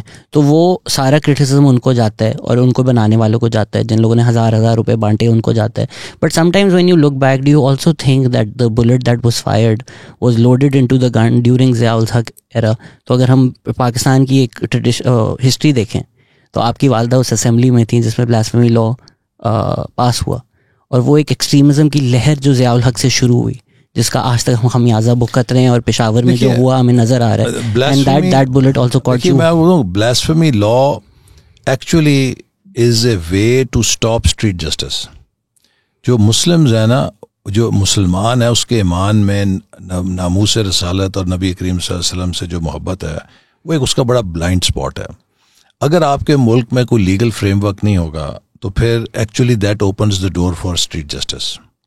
और ये एक ऐसा ज़रिया है कि जिसके ज़रिए अगर किसी को कोई शिकायत है, किसी ने ब्लास्फेमी की है, तो you can actually approach the law कि जी इसके मुताबिक इसको देखें, उसका आप मेक श्योर करेंगे कि free trial, fair and free trial हो। वगरना ये है कि कोई बंदा कहेगा जी ये कानून कोई नहीं, मैंने बस गर्दन उतार दी। कानून को हम साइड पर रखें, ज़िया-उल हक ने जिस तरह इस्तेमाल किया। लेकिन मैं इस बात पे आपके साथ इत्तेफाक करता हूँ कि रिलीजन को जब पॉलिटिक्स के लिए इस्तेमाल किया जाता है तो उससे फिर जो पोलराइजेशन पैदा होती है वो बड़ी तबाहकुन है। इसलिए कि जो पॉलिटिक्स है ना, इसमें ब्लैक एंड वाइट नहीं होता। जब आप ब्लैक एंड वाइट में पॉलिटिक्स को बना देंगे तो जो भी खुद को वाइट कहेगा और दूसरे को ब्लैक कहेगा तो फिर बाय डेफिनेशन उसे ईवल के खिलाफ जिहाद करना है। यहाँ तो एक्चुअली सारी पॉलिटिक्स ग्रे में होती है, तो वो यानी कुछ इधर है उधर है। और मैं अक्सर वो एक कहानी सुनाता हूँ नौजवानों को आजकल यूनिवर्सिटीज में, हाथी वाली तो नहीं है? हाथी वाली, हाँ। सर मैं सारी आपकी बातें सुन, मुझे आप क्विज करेंगे, आपने कौन कौन सी बातें की तो मैं बताता हूँ। तो इसलिए वही है कि भाई आपकी जो डेफिनेशन है वो आपके अपने तजुर्बे से निकलती है और हर किसी का तजुर्बा फर्क है। It actually comes from an African proverb which says कि जब आप when you're standing next to an elephant you only see a part of the elephant। उसको आपने और हर किसी की जो रियलिटी है वो उसके अपने मुशाहिदे और उसके तजुर्बे से है। और असल में जो असल रियलिटी है वो हो सकता है कि सम टोटल हो कई मुख्तलिफ रियलिटीज़ का, सब रियलिटीज़ का। लेकिन अगर आप अपनी रियलिटी को कहेंगे ये एब्सोल्यूट रियलिटी है और दूसरे के लिए कोई गुंजाइश ही नहीं, तो व्हाट यू आर सेइंग कि in order to be equal you have to be same, but I believe कि you don't have to be same in order to be equal. Sir, you've suffered from it. तो अब जब हम देखते हैं कि PMLN और PPP जो हम प्रोग्रेसिव समझते हैं या इमरान खान के अगेंस्ट समझते हैं, वो भी इस्तेमाल तो करते हैं मजहब का, या वो भी एक दूसरे पे कुफर के फतवे लगाना नहीं लगाना चाहिए। देखिए ये तो एक काम है ना, ईमान का फैसला तो अल्लाह ताला ने करना है। जब हम लोगों पे फतवे लगाते हैं तो हम अल्लाह ताला का जो इख्तियार है वो अपने हाथों में लेने की कोशिश करते हैं। ये फैसला तो अल्लाह ताला ने करना है, क़यामत के दिन करना है, किसका क्या ईमान था, किसकी क्या हैसियत थी। ये जन्नत और दोज़ख के फैसले इंसानों ने तो नहीं करने, ये तो अल्लाह ने करने हैं। तो जो काम रब ने करना है वो हम अपने हाथ में क्यों लें। इतनी सारी बातें हैं सर आपके साथ करने वाली, जिसके लिए हमने आपको बुलाया था हम उसमें पढ़ जा नहीं सके ज़्यादा, but I love for you if you want to talk about all the initiatives that you are taking for the youth specially. देखिए यूथ के लिए हमने अपनी मिनिस्ट्री में तो बहुत सारे अपॉर्चुनिटीज़, सबसे बड़ा जो है मेरा ख्याल है यंग डेवलपमेंट फेलोज़ का प्रोग्राम है। ये हमने पिछले दौर में चलाया था और उसमें कई 100 नौजवान वो निकले और मुझे बड़ी खुशी होती है कि दुनिया के किसी कोने से उनकी जब ईमेल आती है कि sir today I am here because of that experience I got in YDF, तो आई फील रियली हैप्पी। तो उसका मकसद यही था कि हमारा जो नौजवान टैलेंट है इसको पब्लिक पॉलिसी का एक्सपोजर मिले। उसके नतीजे में कोई किसी डेवलपमेंट इंटरनेशनल ऑर्गेनाइजेशन में चला गया, कोई आगे PhD कर रहा है डेवलपमेंट सेक्टर में, तो वो एक बड़े अच्छा कंट्रीब्यूशन थी। अब हमने यूथ के हवाले से जो बहुत सारे इनिशिएटिव्स किए हैं उनमें एक यंग इंजीनियर्स के लिए इंटर्नशिप्स हमने शुरू की। हमारे जितने डेवलपमेंट प्रोजेक्ट्स थे हमने उसमें पाबंदी लगा दी है कि हर डेवलपमेंट प्रोजेक्ट में आप यंग प्रोफेशनल्स और इंजीनियर्स को इंटर्नशिप देंगे 1 साल की, ताकि वो जॉब रेडी हो सकें। इसी तरह हम एक और तकरीबन 30,000 नौजवानों के लिए इंटर्नशिप प्रोग्राम शुरू कर रहे हैं जो 6 महीने का होगा, जिसको हम इंडस्ट्री के साथ अलाइन कर रहे हैं कि इनको प्राइवेट सेक्टर में हम अलाइन करेंगे और वहाँ पर प्लेस करेंगे ताकि ये स्किल्स भी सीखें और ज़्यादा चांस ये है कि ये वहाँ पे एब्जॉर्ब भी हो जाएंगे। फिर 2 बड़े इनिशिएटिव्स हैं, 1 लाख नौजवानों को आईटी स्किल्स दे रहे हैं, क्योंकि ये हमारी एक बहुत बड़ी अपॉर्चुनिटी एरिया है। उसमें आर्टिफिशियल इंटेलिजेंस और ये बाकी जो सर्टिफिकेट्स हैं ये सारे उसमें शामिल होंगे। 1 लाख नौजवानों को टेक्निकल और वोकेशनल सर्टिफिकेशन वाली ट्रेनिंग, क्योंकि ये अब मिडल ईस्ट है, वहाँ पे एक सिटी बन रही है न्योम, सऊदी अरेबिया में बहुत बड़ी, वहाँ पे बड़ी रिक्वायरमेंट है, यूरोप में है, हर जगह है। तो ये इसके हवाले से जो ग्लोबल डिमांड है, सर्टिफिकेशन के प्रोग्राम्स 1 लाख शुरू किए हैं ताकि नौजवानों को बेहतर मुआवजे के ऊपर बाहर मौका मिल सके। इसी तरह HEC को भी हमने अब काफ़ी सारी रिफॉर्म्स दी हैं और उसमें सबसे बड़ा ये दिया है कि जो IT सेक्टर के प्रोग्राम्स हैं इनकी कैपेसिटी को वो 4 गुना बढ़ाएं। इस वक्त 26,000 हमारी आउटपुट है IT की, कंप्यूटर साइंस की, उसको हम 100,000 पे उन्हें कहा लेके जाएं विदाउट कॉम्प्रोमाइजिंग क्वालिटी। तो ये भी मैं समझता हूँ कि यूथ इसके काफ़ी बेनिफिशरी होंगे। फिर तकरीबन 1 लाख अब लैपटॉप्स हम दोबारा यूनिवर्सिटीज़ में शुरू कर रहे हैं। हमने जो 1 मिलियन लैपटॉप पिछले दौर में सूबाई हुकूमत और मरकज़ से दिए थे, उसने पाकिस्तान को 3rd ई-लैंसिंग बिगेस्ट कंट्री बना दिया ना। ये नौजवानों ने 10 लाखों में से कम 5-6 लाख जो वो ऐप्स बनाने पे लग गए और ये सारे, उससे काफ़ी माशाल्लाह पाकिस्तान को बूस्ट मिला और खान साहब ने इसको बंद कर दिया। और अगर ये जारी रहती चीज़ तो ये जब कोविड आई थी तो बड़ी नौजवानों को इससे मदद मिलनी थी। लोग अब तक लिखते हैं कि मैं अब तक वही लैपटॉप यूज कर रहा हूँ, and sometimes these things are easier to mock कि क्या किया, लैपटॉप दे दिया आपने, IT zone, IT zones are more difficult to build. This is a good के गैप जब तक आप फिल करें। Like Benazir income support programme का भी बहुत मजाक उड़ाया गया, लेकिन अब एहसास को हेरल्ड किया जाता है। तो these programmes of direct intervention, direct cash are very very good. Thank you so much sir, आपने इतना वक्त दिया। आई नो आप सुबह 9 बजे से काम कर रहे हैं एंड अब रात में 1 बज गया, so but I am glad, hope आप जब भी कराची हैं ये बातें हो सकें, because this is a better medium. और मैं फिर एंड में देखें ये फिर कहूँगा कि हमारे अंदर बहुत नेगेटिविटी भर दी गई है, हम एक दूसरे पे बदएतमादी कर रहे हैं। हमें as a nation we have to come together और क्राइसिस में collaboration is the only way forward. ठीक है, आप अगर PTI के हैं, PMLN के हैं, पीपल्स पार्टी के हैं, जो मर्जी हैं, लेकिन पाकिस्तानी तो है ना। पाकिस्तानी होने के नाते से तो हम एक दूसरे के साथ बैठ सकते हैं, हम पाकिस्तान के लिए तो कुछ मिलके भी कर सकते हैं। अब क्रिकेट का मैच होता है तो वहाँ कोई कहता है कि नहीं जी मैंने चेयर नहीं करना टीम को, मैं तो PTI का हूँ, मैं तो PMLN का हूँ, सब पाकिस्तान की ग्रीन शर्ट्स को चेयर कर रहे होते हैं। तो इसी तरह अब हमें पाकिस्तान की इकॉनमी को भी रिकवर करने के लिए मिलके काम करने की ज़रूरत है और एक दूसरे पे एतमाद करने की ज़रूरत है। एंड आई थिंक ये एक टेम्पररी फेज़ है, हम इंशाल्लाह इससे निकल जाएंगे। We have great promise, we have great future, and particularly I tell you के the new generation of Pakistan, मैंने यंग डेवलपमेंट फेलोज से बड़ा क्लोजली इंगेज करके देखा है। जो इनकी सबसे बड़ी खूबी है कि इनके अंदर there is a great urge to give back to country. और मेरा ख्याल है कि अगर हमने नौजवानों के लिए मौके फराम किए, उनको स्पेसेस दी कि वो अपने एनर्जी, अपनी टैलेंट का इजहार कर सकें, उसको बरूए कार ला सकें, Pakistan is second to none. As good as any words to end this motivation. यहाँ नेशनल एंथम बैकग्राउंड में चला के हम इसको टिकटॉक बनाएंगे। Thank you so much sir, and thank you for listening. Take care, bye.